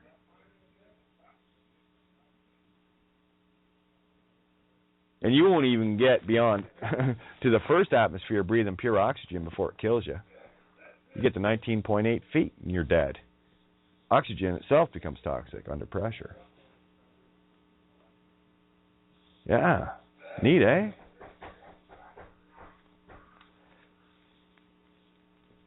Some crazy ass shit. You're narked on the name. It's making you take your life breath, your regulator from your dive tank, out of your face at 99 feet because you're narking out and you're trying to give it to some fucking rock bass. And it's swimming away and you're chasing it to the point where by the time you wake up, it's too late. You've already suffocated. You've already passed out and dead. You drown. That's what the legal name does. You're trying to give the regulator to a fucking paper doll. Oh, and they'll suck all the air out of your tank. I remember a dive I did with a guy that everybody that was, going towards rescue diving had to dive with him because this guy was a fucking panic diver. Had all the gear, had the dry suit, the tanks, everything else, and quite frankly was a fucking nightmare and shouldn't be diving at all. But loved to do it and, total air pig. Well, I remember diving with him once. That's all you had to do. You had to do one dive with him. And you knew why at the end of it. Because it was always a very short dive. Very short. You were lucky to get 20 minutes. 15, typically. At 20 feet, 30 feet. Me at 30, 45 feet, you know what I can get out of a tank? I can go about an hour and 15, hour and a half. On one tank. Myself. Here's what happens with the legal name. It cuts your dive short, So here I am, between 5 and 10 minutes into the dive. And I was told, keep an eye on his tank regulator. Keep a very close eye on his tank regulator. He's an air pig. There he is, clawing along the bottom, trying, doing his thing and whatever. And I go down and check his tank. He's down to 1,500 fucking pounds, and I'm still sitting over 3,000. He'd sucked out over half his tank dry by the time I got to him. You got to come back with 1,000 in the tank, minimum. That's your reserve. You don't go below 1,000. only if you have to. But your dive plan was use a 2/3, third in reserve, and that's what you take back to shore with you. Unless you let's just say if you're using that part, you're either just going for the long haul, which I did many times. I've taken a tank down to 100, 150 pounds. Because I know me. What, 285 dives? I should know how to dive by that point. But there we are, about 7-8 minutes in, and this guy's tank's half fucking gone. So not only did I have to calculate his fucking tank and the time that it took for him to suck that out, I had to look at my reserve, because he was going to be on my reg on the way back, because he's already past halfway. So I already know he's going to be on my reg for the trip back. So I had to calculate how much air I'm going to need and how much this fucking pig is going to suck out of my life.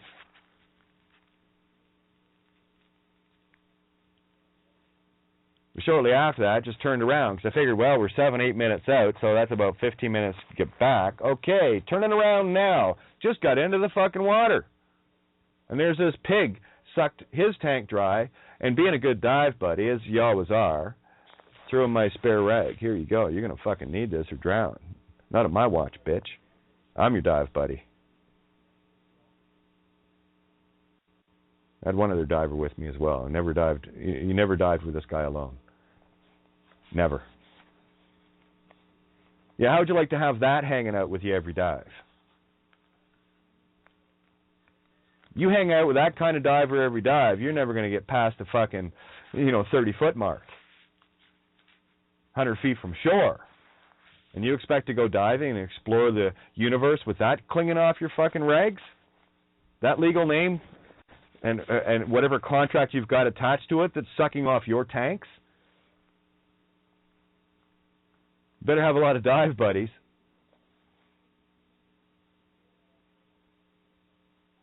But hey, in this game, when I was diving with this guy, there was only one other.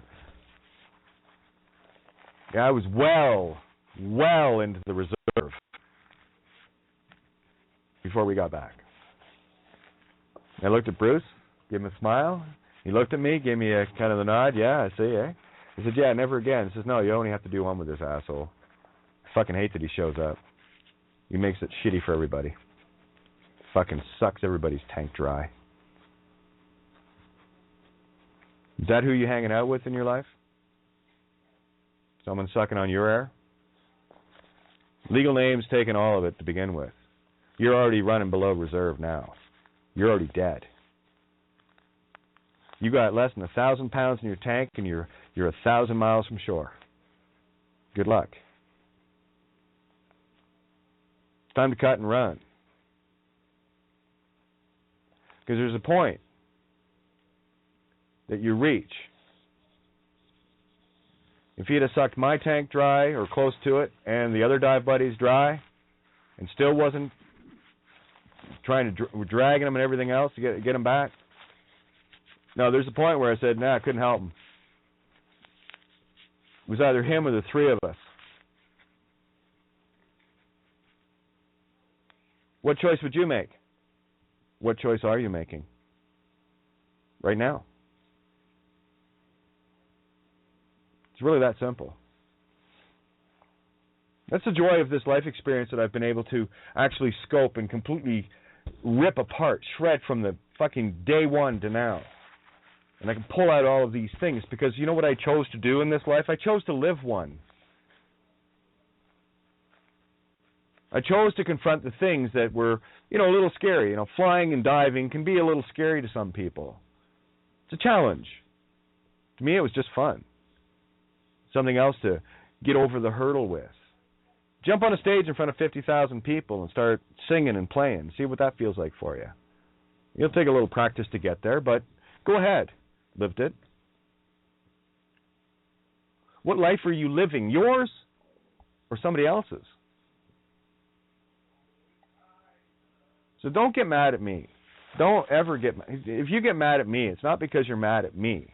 It's because I have this tendency of truth and making things 1 + 1 = 2, not to be judgmental, not to be, combative or anything. It's just simply what it is. and burning within this 3 to 6 hours, probably a lot more than that, this fire within me is me standing beside that bed where that child's got his face blown open, and I'm picking that child up, holding it in my arms, and I know why it happened. And I tell you why. And if you don't do anything about it, then you think it's okay. I'll just hold the child. Fuck you. Hoof. Stone had you through the neck anyway. What can I do? You haven't cut the rope to that yet. You're not going to suck off this tank. No, not a chance.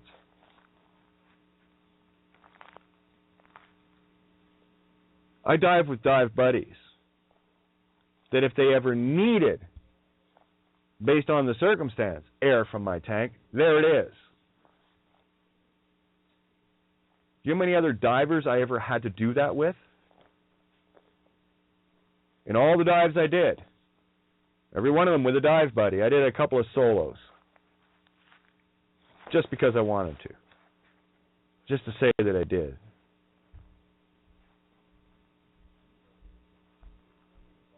He was the only one.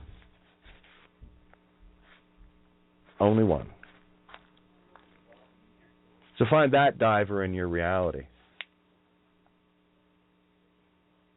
And kick them to the shore once and for all. And if they want to be a good diver and learn to relax, got all the gear, got a body and everything, the next time they dive, they'll have to come in on their own. They're going to have to meet me at the point where they would have sucked their tank dry, and they better have half in it for the trip back. Because you can't get past that halfway part. Meet me halfway. My reserve is not yours. That belongs to creation. And for the one that truly needs that air, that is truly walking in the path of truth.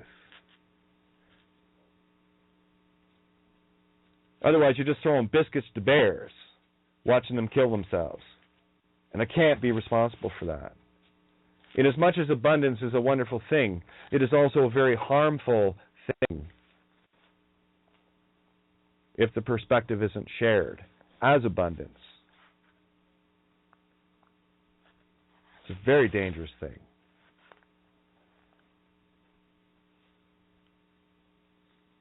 The demon, the ego, the id entity, that physical aspect, personality program, is not the need part of you. That is the proud Luciferian, feed me, you motherfucker, all the abundance you can get me. Okay, that's what that is. That's the greed. The need is the one that bows to the truth. And all of your needs are fulfilled because you are reborn in the mirror of yourself. Knee-deep. And right now, humanity is knee-deep in the Luciferian legal name construct that allows the demons to feed on them. As soon as you extract that from yourself, from your thought, your very thought itself, just get the idea. Once you do that, you have no idea the mountain you are. I see all of humanity as standalone mountains choosing to be walked on anthills. Willfully. Because their 24 frames per second reality that is expecting instant miracles from the immortal perspective, the real you, doesn't happen instantly, therefore introduces what? Doubt.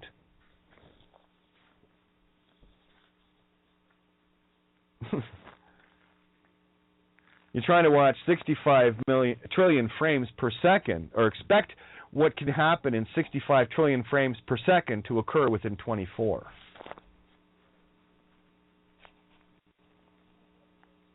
Ain't going to happen until you know who you are. Then it's a different story. So we'll get these mics on. I'm just going to toss a tune on for a sec, and then we'll get this rolling. Yeah. So do me a favor. Don't stop the fucking music. End of story.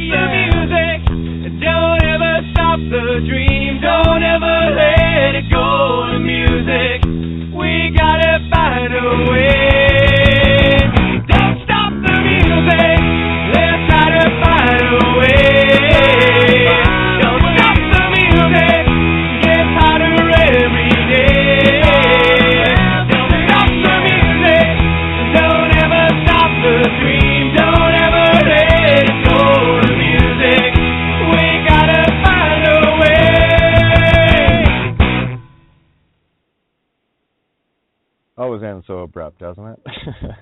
Anyway, 661-467-2401 is the call in, and BTR listener. Let's see if it's out there. Yeah. Isn't it fun telling the truth? 51, thank you. Thank you, love. True story. 051 is the BTR listener number. Again, 661-467-2401 to call in. And I guess, what are we at? 3 minutes to roll over. And for those that want to join in, don't forget, Roar, if you want to throw the information out for GNIP, the table that follows and is part of and is this table, continued. All right. If you'd like to call in to GNIP from a landline or cell phone, the number is 914-803-4058. Thank you very much. I was completely can't believe that was 2 hours. That felt like 10 minutes. It's been feeling that way the last few nights. That did not. I don't know about you, but that did not feel like 2 hours. Did it feel like that to you? See what happens with time when the truth is there, it compresses it. Yep. Time flies when you're having fun, doesn't it? Yeah, have fun. Time really flies. And guess what? You get all immortal, better option, don't you think? Just saying. And these are not difficult concepts. Do they sound difficult to you? No, it's pretty simple. Stop killing babies. The legal name is a trap. Just say no. That's it. And the mountain you become when you do that. I'll give you a real living example of it. Okay, me sitting here in Miss Nessa, this is her place. Me sitting here means not a one in this place. Not a one. They can throw all sorts of fucking wallpaper at this place. Doesn't change the fact that they can't move me. I'm the immovable mountain, and the system knows it. The demons cannot cross that Rubicon. It's a permanent fucking It is a permanent demon wall. Do you understand the magic you wield here? Or are you caught up in the literal world? And you will never see the magical world until you simply understand the most literal truth that the legal name, any use of it, is fraud. Once you get it, watch what happens. I can't even tell you what happens after that. Can you, Roar? Can anybody that's done this? No. I can't. It's beyond profound. Pretty simple. But you will never get that. That's why for humanity, how tough is it for someone to understand what fraud is? You can pretty much talk to any grown-up and they'll tell you fraud is evil. Yes, it is. What is fraud? Fraud is a lie. That's all fraud is. And what happened to us when we were little kids? If we got caught lying to our parents, what happened to us? Mm-hmm. We got, it's not a good thing to be a liar, and then to find out that, wow, what have I been doing? There's the example. You. There's the example of the heavenly child being a liar. Are you a legal name? Well, I'm such and such and such, legal name, and watch what happens. See the spiritual mirror of this. If you think that you're a legal name, that is absolute proof that you're a liar. And heaven has caught you lying. Mom and Dad have caught you lying. Are you going to stop? Yeah, see? Because if you don't stop, don't worry, the demons, they love their liars. They'll take you with them. Stone and all. It's so easy. Yet, and it is. This is the Piscean move to Aquarius. This is when you know moment. The rest of them that are still out there trying to figure this out and that out, they're still just believers. They're starting to see what's going on. You don't need to believe the truth. You just need to step into it and stand in it and see for yourself. It's true. The demons cannot touch you, period. Do you recall a radio show that occurred on at any given point? Yeah, me too. Kate, let's. Oh yeah, go ahead, Richie. No, it's just amazing, Kate. You know, and I'm returning back to my immortal self, right? Immortal people aren't born. No. And we show right, up. Yeah, you just show up. And you know, I'm just thinking too. The new age stuff. We create our reality. And all this and that. It's like I recognize that I was brought into somebody else's creation. Okay. Before we get too far on that, let's really solidify and make concrete what you said in absolute truth. Okay, you're standing at the edge of a cliff. I'm going to show you the power of changing your mind. It is this simple.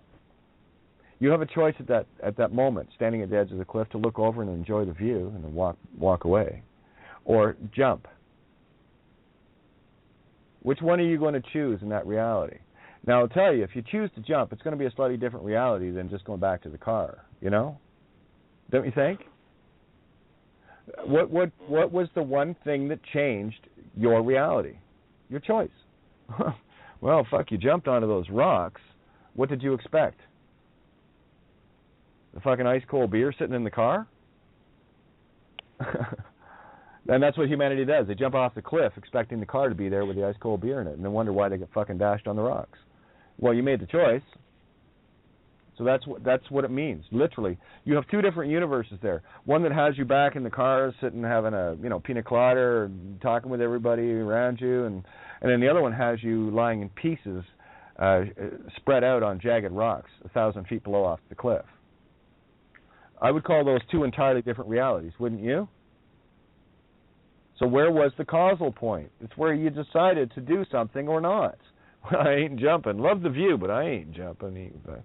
Now, how to change your reality yet again. There you are standing at the edge of a cliff with a parachute on your back, and you're a base jumper. Be a base jumper. And don't worry, the car's down there too with cold beer in it, okay? Put on a parachute, at least. And that's what this is. This is your spiritual parachute. Takes you home. But you got to open like a parachute though, you got to open your mind. People got to stop being so personal with stuff. Getting, irate and angry and all. You guys have experienced this. You tell somebody the truth and they want to fucking kill you. They run a knife through you. Literally. There's some people that would. Yeah. And then when you get to the far end of the spectrum, then they don't even want to talk to you. And that's always fun, especially when you like the people. I genuinely love people in all their forms until they're evil. I don't associate with evil. I'm generally the one that goes quiet first. Me too. So learn the mirrors. Learn the mirrors. Well, again, you're not going to go into somewhere. A prime example, that little video that's floating around, the one at the Dean Clifford day before he went to jail till present day seminar with me talking at it. I watched a little bit of that. I hate watching or listening back to stuff. And the only thing actually I can listen to that's truth, that is part of my past experience, the essays, and even the essays, like the early ones, I could rewrite all of them, but I can't because they are a ladder. Leave them alone. They're perfect as they are. But I can go back through choices, the first essay, and shred it for lies. Because all the truths were not exposed yet. Still the truth. Just like 18 months ago, what I was saying at that seminar, here I am walking into the Dean Clifford universe of legal remedies and there to solve the gimmies, coming in with what I know. And I could have came right out and destroyed the entire event by telling the truth. Don't listen to this fucking monkey. Because he's just going to keep you fucking trapped in the legal world, because the only fraud you're committing is a legal name that isn't you, doesn't belong to you, wasn't created by you, nor was the body. And if you go along with it, guess what? then whoever made that contract with whoever owns that contract, you're party to it, and you haven't got a say in the matter as long as you keep going along with it. It's a really bad joke. Stop going along with a bad joke. And then you become the one who laughs last. It's a true story. And how different are those realities? You take the helm for a sec. I had put some coffee on there. Yeah, take it away, kids. Like, keep it on point. Legal name fraud. Keep it on point. People need to know this, because that is the one key that you needed to set your soul free. The one key you needed, and you will not fucking just turn it all away, will you? Have you ever went home to your front door and turned the key halfway and then tried to get in? Heaven works the same way. You got to unlock that door completely. Turn the key the whole way. That's what's going to be the tourniquet that stops you bleeding spiritually. Funny how this works, eh? Be right back. All right, who's there? Roar is hello. here. Mo Go ahead. is on the line. Hello. Hello. Hello. How we doing tonight? All right. No, this is shocked. I have a crappy British accent. I was going to wonder about that. That was funny. Yeah, but what's up, folks? Yeah, I see. Oh, go ahead. I friended Luca at Legal Name Fraud Facebook page and threw a couple of GNIP posts on there. So, yep, people are getting the word out. Spread it around. This is it. It is the key. Yeah, and the only thing that gets in between you and reality is yourself. Can you let go? Hello. Hello. Hello. We hear you. This is Mo. Can y'all hear me? Hey. I hear you loud and clear, Mo. Okay, cool. This is Mo the Witness. I got some good news to report from the last time I was on the call. Last time I was on the call, I was dealing with the case. And the good news I can report is that the case has been dropped. They decided not to prosecute. Yeah, it's destroyed. Yeah, so you see, hang on. It was destroyed the moment you made the choice to go, no thanks, legal name fraud. They must destroy this at source now. You don't get this, eh, people? You don't understand the power you wield, do you? It's a great big fucking digitus imputicus to the system. Fuck you. I know I'm not the legal name. You want to play with me? I got a name that will have you charged in fraud for trying to aid and abet that legal name. You can use Jane Doe -755. File the fucking motion. Mm-hmm. Anyone asks you here? Anyone? You want to play the game? You want to play the game? Anyone asks you for ID? Make sure you get theirs, and then file a motion, Jane Doe -755 versus so and so, for trying to aid and abet you into being something that isn't you. Legal name fraud, contract with mom and dad that isn't my mom and dad. Creation is. They're just part of it. Solicitors of evil, what they are. Yep. Apparently it's rocket science on Earth, though. They don't understand their own legalese. It's fraud. What part of fraud do you miss, Hey, and what I do... Go ahead. What I do find is they feel the spirit, though. It doesn't matter if they don't understand the legalese. They feel the spirit when you project the truth, and that's something they can't defend against at all. Hey, love, it's instantaneous. You want drive-through truth? There's your fucking instant 13-course meal in a second. You want drive-through, get it done? You want all your problems to go away? There it is. They're gone. Oh, but, Kate, no. You see, what you're dealing with here are two different worlds. Your world of creation, trying to stay alive, and their world of parasiting, destruction, legal, paper, killing, taking, taxes, mortgages, interest, and all the rest of it. True or false? True. Mm-hmm. That's what I thought too. Kind of proved itself, didn't it? Hey, it's self if I don't. Self-evident. Funny how it works that way, isn't it? Self if I don't. Look at here. Play around with the if words. IVE, the ivy. You know, vines and ivy. Yeah, survive. Sir, I have. You have a master. Cursive. Curse, I have. You curse. Writing. You see? Give me another one. Come on, let's play. You want to show? I'll show you phonics. Has anyone noticed the sir you have when you're trying to survive? Or serve, I have? Massive. It's pure magic. But don't worry about it. I just want to stay on the literal legal name fraud, because that's what humanity needs to understand in the most literal sense. But they can't even take their own literal words literally. That sounds pretty insane to me. What do you think?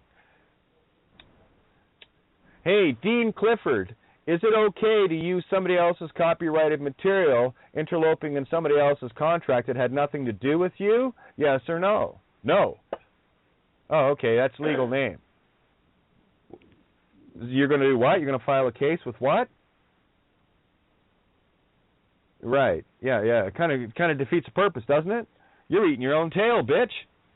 But tell you what, you have a name you can use for the benevolence of humanity to take down every motherfucking corporation on the planet, either a legal name, meat stick, or a fictitious building corporation. They're all corpses. They're all dead. They're all stuff. When you say I'm a legal name, you're saying I'm just a big bag of stuff. Drag my soul around and drain it for me, will ya? That's what you're saying. In the most literal, absolute, spirit-destroying sense. Yeah, modus operandi, Mo? Yeah, that is the modus operandi. Yes, sir. That shit burns up in the instant you expose legal name fraud. Haven't heard back from Rob regarding Trish lately, have you? Maybe the judge and the lawyer, Crown prosecutor, and the defending attorney, I'm not sure what he's doing about it, but yeah, it seems to be a little stickler with them. They didn't care about the charges. The only thing they were focused on is the fuck do we deal with Jane Doe-755 that she said first. On and for the record. All live, like. It's too bad Trish doesn't know the power she wielded that day. I do. I'll just point it out.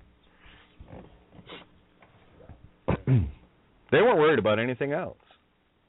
Resisting arrest, and all this shit that they make up on their way as they beat you up on the way to see if they can beat a legal name out of you. Well, look, you didn't even have to touch Trish. She already said it. Jane Doe-755.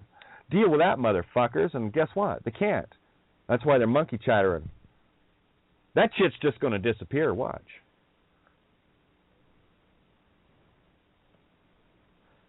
Watch. I'll tell you, what's going to hold it in place is the fact that lawyer that Trish got a hold of, he's curious. Why are they all humming and hawing about this Jane Doe-755 thing? They're not even interested in the charges. I'm going to look into this, says the lawyer. Maybe he's had a talking to.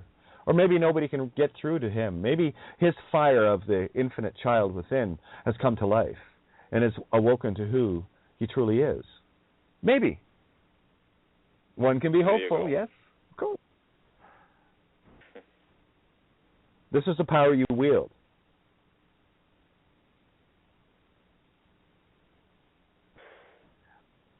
Just say this. They could serve any amount of fucking eviction notices to anyone around me they want, and it won't matter, because I ain't going anywhere. Neither are you. Hang tough. I'll call them on the fraud if you won't. Because they can't come near you. Scaring the ink out of you is what they're doing. I was going to write up a species of legal name, known by its very abrasive reactions to truth, commonly known to ink on pieces of paper when scared, running into boxes to hide, and stuff like that. Legal namers ink at the first sign of panic. It's what cephalopods do. What's another IVE word? I-V-E. I have. I''V-E. I have. Serve, I have. Curse, I have. What else? Let's prove it all out. Massive. Thrive. Yeah, mass I have. Yeah, I see the mass I have. Huge, isn't it? What's another one? Prerogative. Pierogi I have. Well, apparently Nessa made pierogies tonight, so apparently that's true too. Funny that. Thrive would seem like the purest one to me. Yeah. Per og at I have. Og, Gog, Magog. Ugh. Yeah. Caveman speak, huh? Yeah, by Magog. Two I have. Yeah. So his mind works a little bit quicker than most days that I can even handle.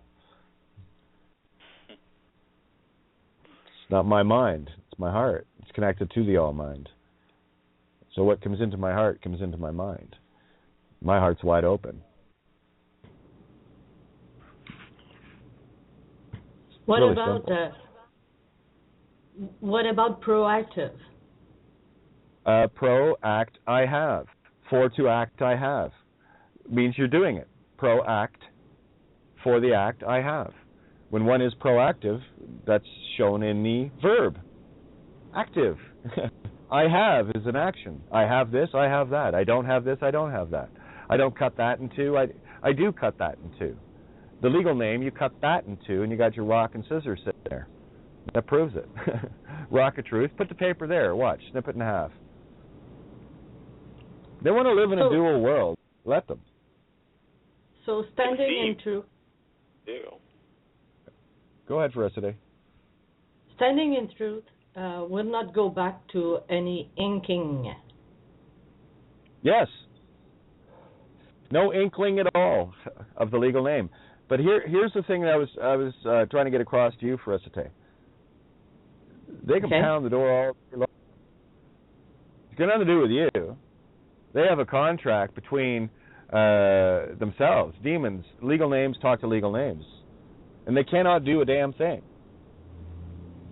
They can't. You know who you are. Yes. Yeah. You see, that's the thing about a landlord. I'll show you landlocked and landlord. You ready for it? Light and dark, light or dark.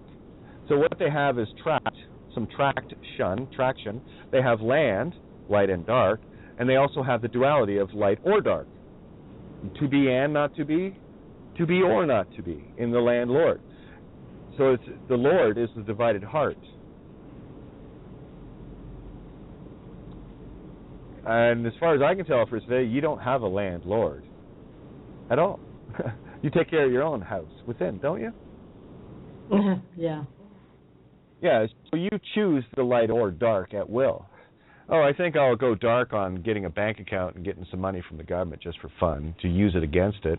And I'm going to be all light whenever bailiff shows up because I know that you need me to be that name. And now that you were aware of this, see, this is one of the pieces I had missing that night I was kidnapped. These are important pieces. If I'd have known that, what I just told you now, then, fuck. Didn't matter if I was driving Sue's car because that spiritual contract was made aware, the atom shifted, and now it's a different reality. You see, you guys, you gotta stop thinking in this singular linear fashion. Walking one life only. You are walking the infinite realities of all of us collectively. What you bring into your reality is what you create within your reality based on another point of view's contracts. Cut yourself clean of it all, spiritually. Parallel timelines. Yeah, I don't even like using parallel, okay, because that's a duality. They're infinite now timelines, all coming out of the same source in infinite fractals from the source. They're not lines at all. Right. It's a wheel of fortune. No. So what's your tune? What are you spinning out? Or are you spinning in? Legal name says you will forever spin in until you're gone, and that's coming up. Or spinning out until you're all. And then we can go back to Revelations 22 if you want me to describe the place. What do you want? And again, we are ruled by our compassions, are we not? Whether we choose to be. Well, you know, I feel bad because what? Because that demon won't be sucking off your fucking soul anymore and maybe has to stand on its own? Is that what you feel bad about? Savior? Rescuer? You know, what, you go down to the Humane Society every fucking day and rescue a puppy too? Well, you do it every day if you got a puppy of your own already. Might as well. At least the puppy will give you unconditional love. And it will play fetch. And it will put a smile on your face.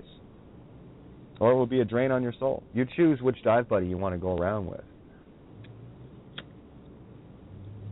Yeah. No, I know a lot of dive buddies. Like this guy that I was talking about diving. He'd been diving for years. He never changed. You know why? Because Bruce never changed. Bruce, out of his compassion, well, the guy wants to dive and he's with the group, so I'll send a couple of creators with him so that they can have their tank sucked clean too, so that this guy can have a great time. And the whole dive, we're fucking on the edge of worrying about death with this guy. Me, I'd just kick. No, you know what? Fuck, I don't know how many dives you got, man. Hundreds, and you still are parasiting others. Listen, go find another dive group. Okay? You want your diapers changed. You want to suck the life out of others around you. You're wrecking the fucking dive experience for others here. And it wasn't just me and the other diver, because anytime this guy showed up, it was always somebody and another diver had to get stuck with this fucking parasite. No, I just ripped the fucking suit off him, kicked him to shore. Decertified him. That's not a certified diver. That's a certified fucking terrorist, is what that is. Yet the rules say that if you do this, this, and this, you get this. No. That's the dead world. In the living world, no, buddy, sit on the fucking shore. You learn how to dive properly, and you can do it in 10 feet of water. You can sit there and learn to control your breathing, learn to control your pig suck, learn to control your fucking panic. What are you doing this for? To parasite others? Or to have a good time? Well, I'll tell you what, sit in about 10 feet of water with steps so you can actually climb out all by yourself, and learn how to stay in 10 feet of water for about an hour. All by yourself. Me in 10 feet of water, I could be down there for an hour and a half, 2 hours. One tank. When I did reef diving, oh my. There was a few I loved diving with because we were called sippers. We sipped the tank because we knew how much air we needed. We knew extra exertions cost you air, and you just take it easy and observe. It's not like you're down there digging out a wreck or something. I'm just there to observe. Any of you guys ever done any reef dives down the Caribbean? Ever seen that up close and personal like? At 100, 120 feet? Down the tiger's tongue? Better yet, do it both ways.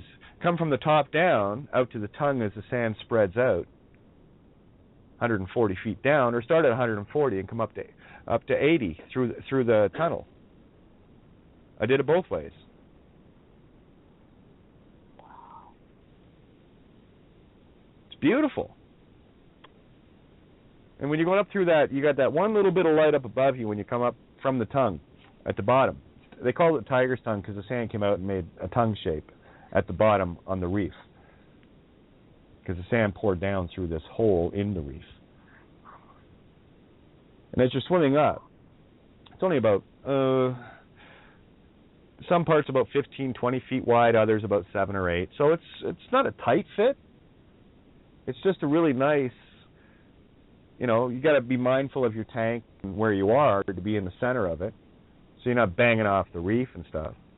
Oh, shit, did one cave dive with the guy that owned the dive shop that we all dove through down in, well, it was the one up in Canada. It was affiliated with the one down in Cosmo. And we were doing cave dives. And, of course, you have the stalactites and the stalagmites. And it's all underwater. It's right? Excuse me.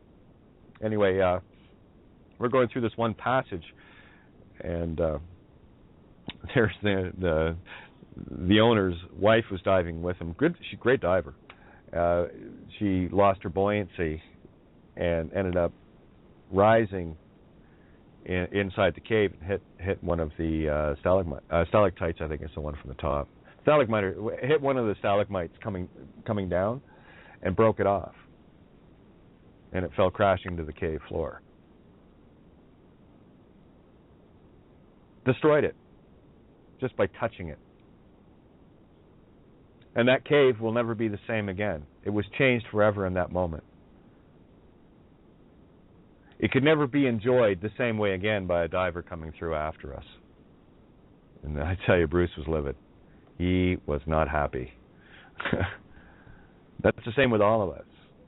The only thing you take when you're diving are pictures and memories. Don't touch. We had one chick that loved chasing. I fucking stopped her once. Same chick, same day. I think she learned the first time, right? She actually became one of the best divers, Linda. She learned these lessons very quick because the rest of us were, always thinking of the other divers coming after us, because I'd like to come back to the same reef and see it again as it is, growing, not being destroyed. One shot with Sean, I'm holding Sean in position. There's this, it had to be 5 feet long lobster, Caribbean lobster, probably about 120 years old. And there it was sitting, and I'd never seen one before. And both Sean and I was diving with him, fucking shit ourselves. Thinking, holy fuck, man, look at the size of that thing. Even with the lens refraction, it's like, that thing has got to be at least 5 feet. So Sean was lining up with his total underwater camera apparatus, gets the greatest shots with this thing.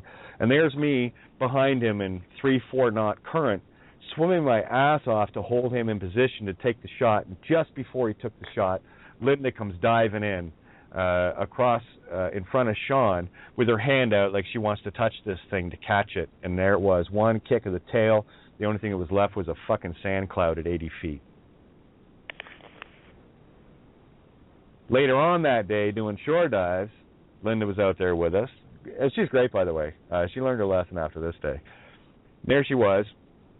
There was a few of us out in the water, and she saw a stonefish. Anyone know what a stonefish is? Google it. There she is, reaching for it, bare hands. Yeah, they're totally poisonous. Yeah, they'll kill you on contact, poisonous. They have that potential. So there's me diving in front of her, literally sidewalling her to get her hand. She was almost at it, and I just got to her and pushed her away from it. And then I gave her the, get to the fucking surface now, bitch. Watch, eyes up, now. She surfaced. And I told her, I says, you've got to break this habit, because if I had not have stopped you and you'd have touched that, they'll let you, because they stay perfectly still, camouflaged. They will only move under the most duress and threat. They're called stonefish for a reason. They look like stones. They're hard to spot, especially the Caribbean seahorses. The ones down there were not quite the same. They're more like an S or an F hole on a violin. They're much, much skinnier. Beautiful, though, when you can see them. But I told her, I says, if you'd have touched that, the chances are I'd be pulling the Rescue 2 dive move on your ass, dragging your ass, dead ass, to shore. Please don't put that burden upon me. Thanks. Don't touch anything. Observe it. The only reason I wore dive gloves in the Caribbean was in case of an accidental brush on something. Not so I could go around and pet lobsters and fucking pet stonefish.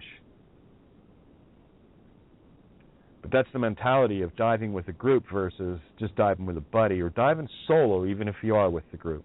And you'll find most of humanity is diving solo, sucking off one rag here, sucking off another there. And here, lo and behold, everyone's not paying any attention, and there's you diving with 9 other divers. The other 9 are fucking dead, and you've still got a full tank of air. That's what Lucifer does. last diver standing. Don't let Lucifer suck on your tank. And the simple truth is this. Lucifer is dead because this point of consciousness is alive and will never feed on this, ever. And in that knowing alone, the game is over. Completely. Lucifer don't stand a chance. Not while I'm immortal. How about you? Who wants to go diving with me? You bring your own tank on that one, girlfriend. And you don't have to ever worry. Because you've got an infinite supply of air that I'll never need any from, because I have an infinite supply of air too. We're just diving now. That's cool. Good allegories for you? You know where I got them? Living a life. Same as you. I just choose to use my book to explain the truths to myself and share them with others that have had similar or even dissimilar experiences. Do you know anyone in your reality that you could see as that dive buddy that sucks your tank dry? You ever met those? I've had quite a few in my life.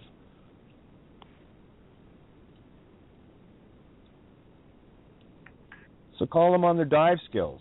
That's all. Hey! This tank's almost empty. I got to get back to shore too. You still got a little bit of air left in your tank. You're going to have to sip on that to get back. I know I've got enough to get back. But you've sucked all the air out of the tank that I can spare. Yeah, no touch your reserve. That's yours, that's mine. You suck your reserve dry, don't look at me. Because if you're going to think that you're going to suck my reserve dry, I'm dead too. Would you make that choice? Especially if you knew better? Yeah, me either. That's it. That's your L enough. Lucifer enough. Your legal name fraud enough moment.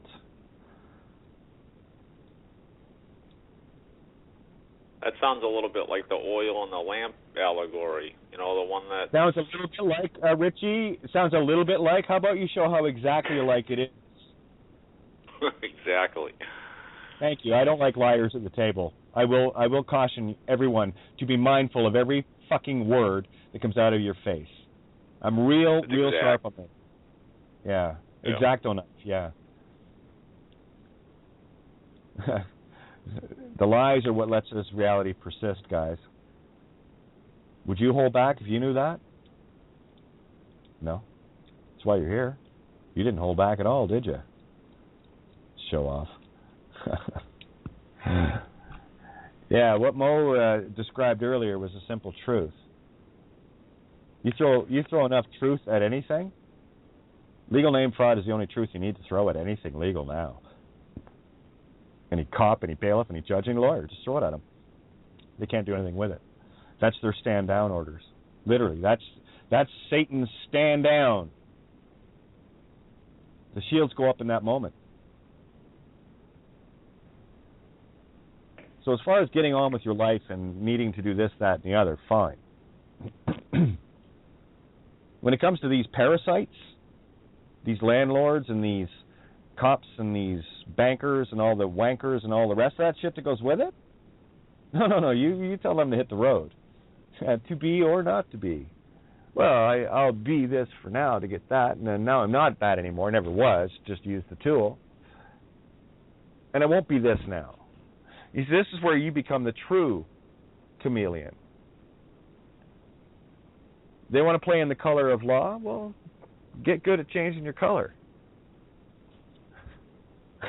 You blend into creation real perfect, and they can't see at that point. Have you ever seen an octopus blend itself into its background? Well, I mean, if you're capable of inking with fear, you're also capable of that, aren't you? Blend into the background. And don't worry, there's not one shell you cannot crack with the truth. Just like an octopus. you ever seen? There's some species of octopus. I've seen some gorgeous ones diving. Not as many as I'd like, but they are gorgeous creatures in their environment. You know, watching them going into they're beautiful. And inking, I've seen an octopus ink, and squid. Oh yeah, cuttlefish too. They're quite something. But when an octopus blends into its background, they are nearly impossible to see. And the only time you will ever generally see them is whenever you get too close. You haven't touched them yet, but if you get too close, fear kicks in, they ink, and fuck off out of there. Me, I just stay camouflaged. They go right by. They can touch me all they want because they can't touch me. The only thing they're going to touch is that invisible shield around me that deflects them away forever. All March 14th, 2014 like.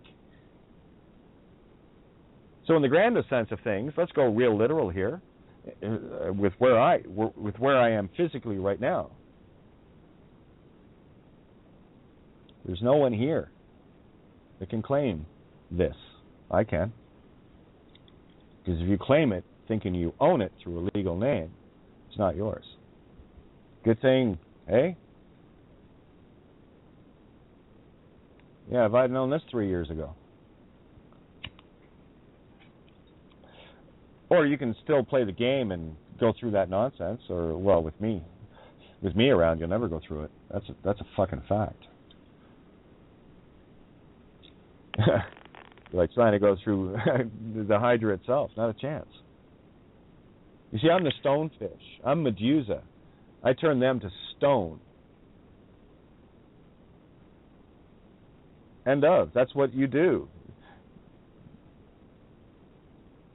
When you finally see this power you wield and step into it, you won't ink anymore. You go all Celestine prophecy-like. But here's the other thing, too. Don't expect anyone around you to change if you don't change. In the same way that 4 people are standing on the edge of the cliff, if one jumps and the other 3 jump with them, well, that's the same reality, isn't it? Me, I'm just saying, hey, car's over here, let's go. Okay. And we walk the other way instead. You know, don't expect anyone. You're standing at the edge of the cliff to say that, don't jump off the cliff, it's a really bad idea. Watch, and they jump off the cliff. Oh, where'd you go? And they all jump with you. You must lead self. Within self. Don't expect others to follow if you're just following what they're doing. Playing in the same matrix reality they're playing in. Until you put your foot down. Oh yeah, Satan just loves to make you ink. And will keep doing so while you ink. Until you say, fuck you, I know the fraud here. It's really simple.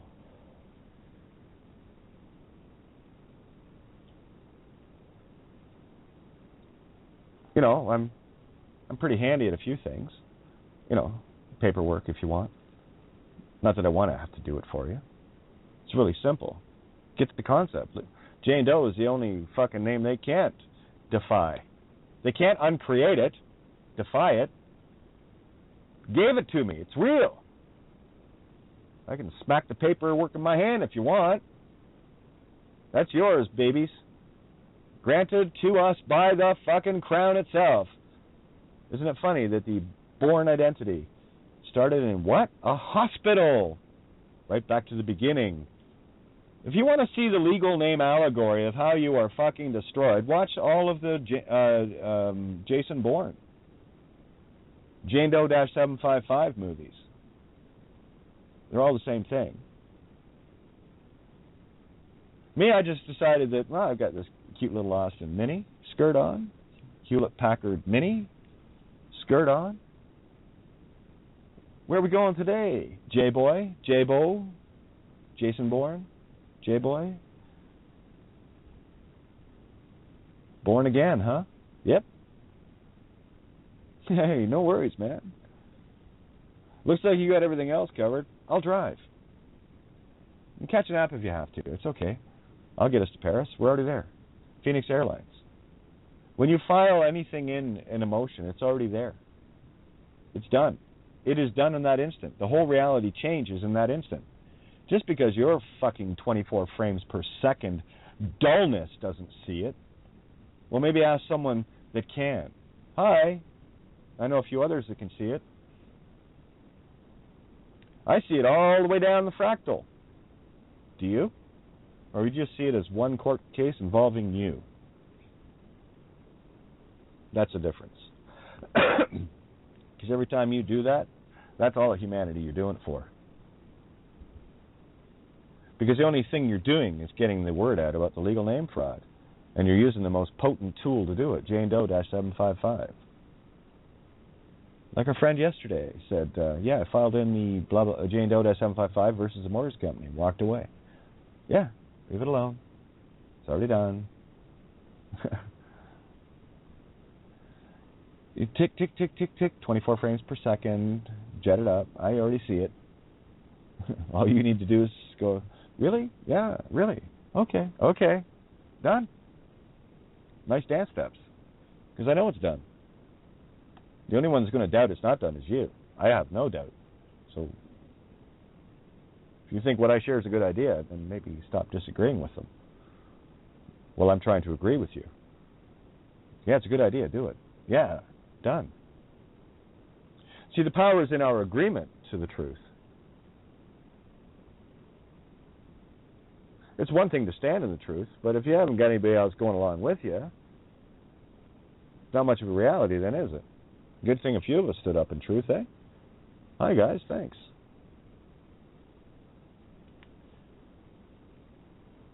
Perfect allegory. Who stole my scuba tanks? System. Some cop probably thought, hey, yeah, fucking right. I got myself some top, yeah, I had a Mares Ruby, fucking tanks, Mares buoyancy compensator, all the best gear. I had all the best gear. Didn't make a lot of sense to go diving with substandard gear. You know, put my life in substandard gear's hands. I don't think so. No, when I do anything, I do it all the way.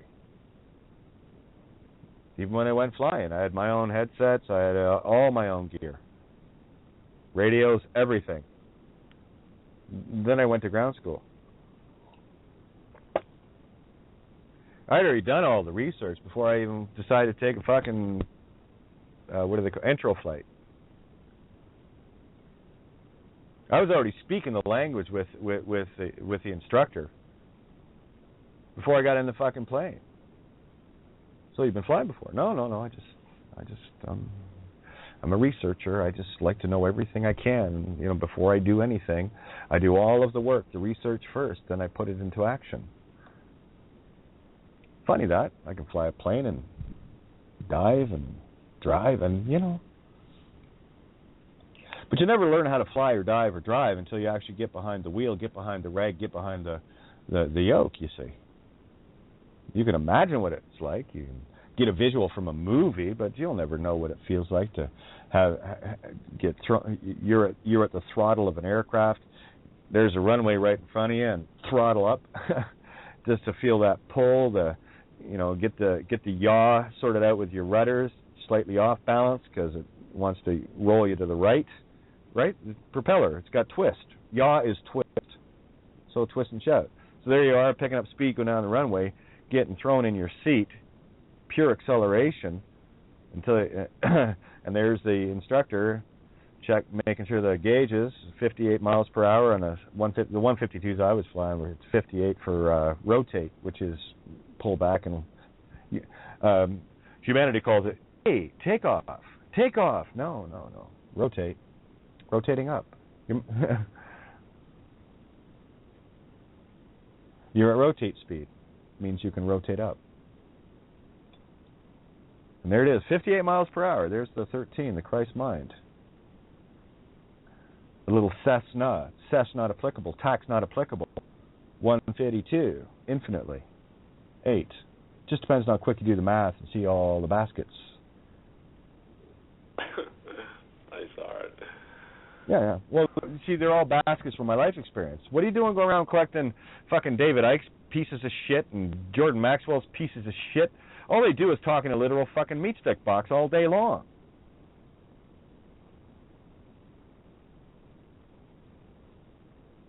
That's it.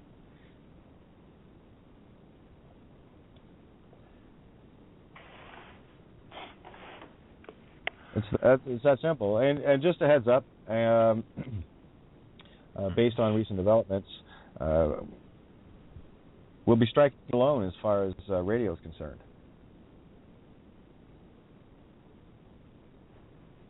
It'll still be the same platform. Just won't be the same format station. There's no harm foul with Paul or anything. No, it's just go it alone. Critical mass has been achieved. Just in case anyone's wondering. And again, it's not a no harm, no foul. It's just what it's going to be. Because here's the truth of the matter. And it's not a slight on anybody. If there was ever a doubt introduced into my reality of getting the word, I change quick. So it's already changed. But it won't change at all. It'll get better. So in the change, it will be not changed. Singularity. I mean, you can find us through legal name fraud, true or false. You don't hear me talking about the Blog Talk link much, do you? No, because you know where to find it. Just had to follow legal name fraud, Kate of Gaia, whatever. Doesn't matter what station. I've been on lots of stations. Did I change? No. Did the truth change? No. Just where it was coming from, it might be in your illusion of it. Yeah, okay, whatever. Doesn't matter. Doesn't matter whether I'm using this microphone or another microphone. You're still going to hear the voice. I could use my SM58, Beta 58 mic for singing, or my AKG 535 mic. Isn't it funny? 1313. I've been singing through Christ my whole life.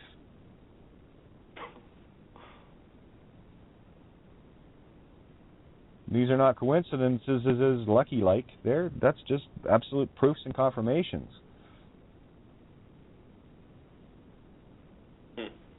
No, your reality you choose by the choices you choose to choose, and that includes those around you. And in my life, it was not my choice to have Sue and my daughters ripped from me. That was somebody else's wedge. Nothing to do with them, nothing to do with me. I just made a beautiful pot of homemade leek soup, and we'd had supper, and Sue was down in the office, and then Emily was wanting to get to a birthday party, and of course I'm working away in the office, and Sue wasn't in the mood to drive her up, and I said, okay, well, whatever, I guess I don't do enough around here. No problem, Emma. And of course Sue's car was in the way of mine. I thought, well, fuck, I'll just take her car. 6 of 1 saves me moving. It was winter, fucking coldest night of the year. So I figured, well, whatever. I'll just clean her car off and take Emily up that way. I never made it home. Sue and Hillary were making cookies in the kitchen when they smashed the door in. I don't remember making that call, do you? Here, while I'm up taking Emily to the birthday party, go in and smash the door in, will ya? No, I didn't. So it was somebody else's idea of somebody else's paper reality based on a fucking fraudulent illusion. They're doomed for it. Don't cross me. See, it's not me personally you're crossing. Leave me out of it. You cross the truth with me, it's fucking fatal. It's fatal. Demons die in my reality. Only life can live. Are you life or are you death? You choose. Your actions will show you out. The mind will always show you. Here, watch, I'll show you. happen to love smoking, by the way. It keeps me sane. It gives me something to do. Keeps them, you know. For those that have, yeah, never mind. But anyway, if I told you tonight, oh, I'm going to quit, then tomorrow I do this, watch.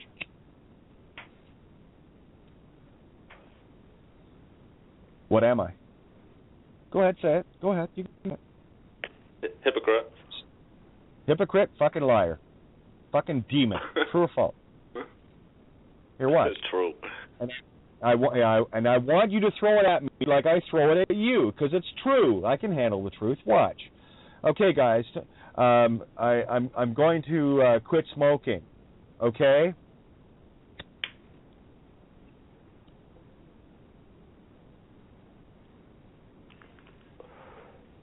What am I? Go ahead, come on. I need you to do this. Goose gander. If I tell you I'm going to quit smoking and I don't do it, what am I? Thank you. Call me what I am. Go ahead, Richie. Have at me. Go for Liar. it. Liar. True. True. Hypocrite. Think of all the nasty things you can call me and run at me now, Richie. Here's your opportunity, baby. Door's wide open. I want to show you what truth is. I tell you I'm going to quit smoking, and I keep smoking. What am I, Richie? Hit me. I can handle it. Tell me exactly what I am. Liar, full of shit. Keep going. Oh, you can be more colorful than that with the truth. Come on. Hit me, bitch. Hit me. I got to get my thesaurus out. There you go. You see what I'm saying now? Mm-hmm. I don't have a problem with it because it's true. That's why I'll never lie to you. I happen to like smoking. Fuck you. If I quit, it's my own business. If I don't, it's my own business. But I'm not going to tell you one or the other because that leaves a choice in a contract. I'm just going to do what I fucking do. And I won't be a liar doing it either. Because right now I'm having a smoke and enjoying it. How are you guys? It feels good though, eh? Come on, hit me with it. Yeah, if I did that, I'm a fucking liar. I'm a cheese, two-faced, motherfucking demonic, child murdering, slaughtering, fucking pedophilic rapist going along with the lies. True or false? It's true. True. True. I can handle it. Can you? It's just true. It doesn't change anything because the mime always tells you the truth. The words people use. Well, you know, Bob, I'll get back to you tomorrow on that. Just like the SIU. Well, Kate, or Jane, whatever the fuck they were thinking, we'll give you a call in a couple of days. That was in fucking August. So what? Hey, Richie. So what are the SIU boys and girls? What are they? Go ahead. Same shit, eh? Go ahead. Do Liars. it. Hypocrites. Pedos. Parasites. Child murderers. Luciferian fucks. Yes? Yeah.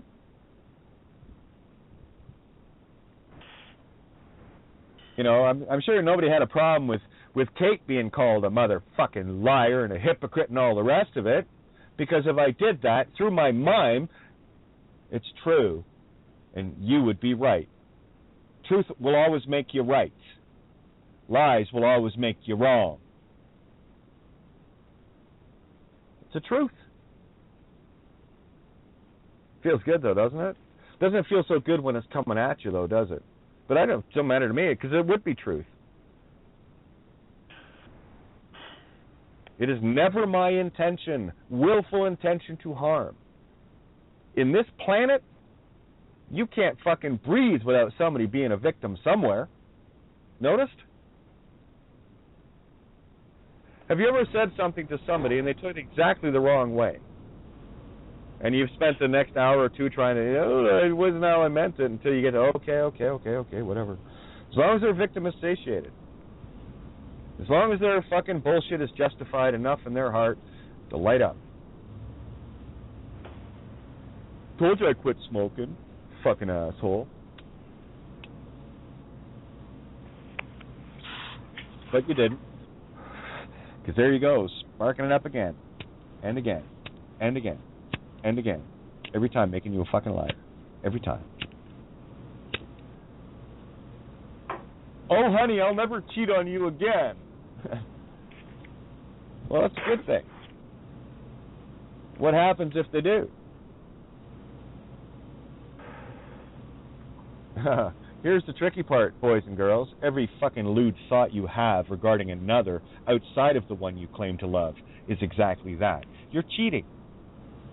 Because if you're even thinking, we covered this. You ever thought of somebody else when you're with your partner? Cheater. Ever made a lewd comment or gonna feel that up somewhere? Ever do that? Cheater. Don't tell me otherwise.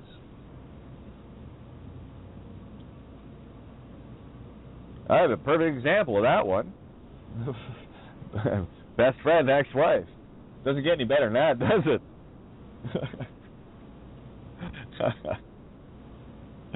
It doesn't. It's hilarious. It's all good. No, I have no contracts with anyone or anything. I'm just in the state of I'm just going to be. If you can't handle the busy bee, then you can't handle me, because you can't handle the truth. And the truth is, it's not me you can't handle. It's the fucking truth. I'm just a blinding mirror. We got about 3 minutes until we roll out here. Again with GNIP. Roar, if you're still here. Shocked or...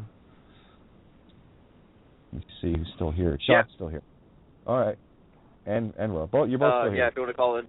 Okay, I got you. Yeah, if you want to call in from a cell phone or landline, the number is 914-803-4058. And just a heads up, it's going to take me a minute to start the show live because BTR screwed up again. Yeah, it's all normal. It's all good. Hey, listen, bud, we'll be there. Don't worry. It's all good. I'll be there. You know? Hey, there's the other thing, too, Shock. You never have to worry about it. The show will start when what? When it starts. When it does? Yeah. BTR number will be there when you give it to everybody else instead of waiting for everybody else to give it to you. Isn't that cool? Here, do you know what I live by? Jimmy's here. Here's what I live by. If not me, then who can do this? Live that and you'll see the difference. You'll start taking the responsibility of, yeah, I can do that. Yeah, I can do that. Yeah, I can do that. And then you start really contrasting those that say they're going to do that and they don't. They have a round to it on their wall. Well, they were always going to get around to it, so they did. It's on the wall. They got around to it.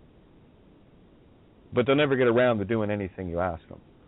Because that's not their style. They're too busy sucking on your tank until you cut the air supply off. Turn the air supply off. A little bit at a time or right off. I'll tell you, when you take it and turn the air right off, they're looking for the surface, and they're making sure that they're letting the air out as they're getting to the surface, hoping that they got enough air to get there. And don't worry, when you're diving with me, I got you at 212 at that point. You have not got enough air in your lungs to make it. They will pop before you get to the surface.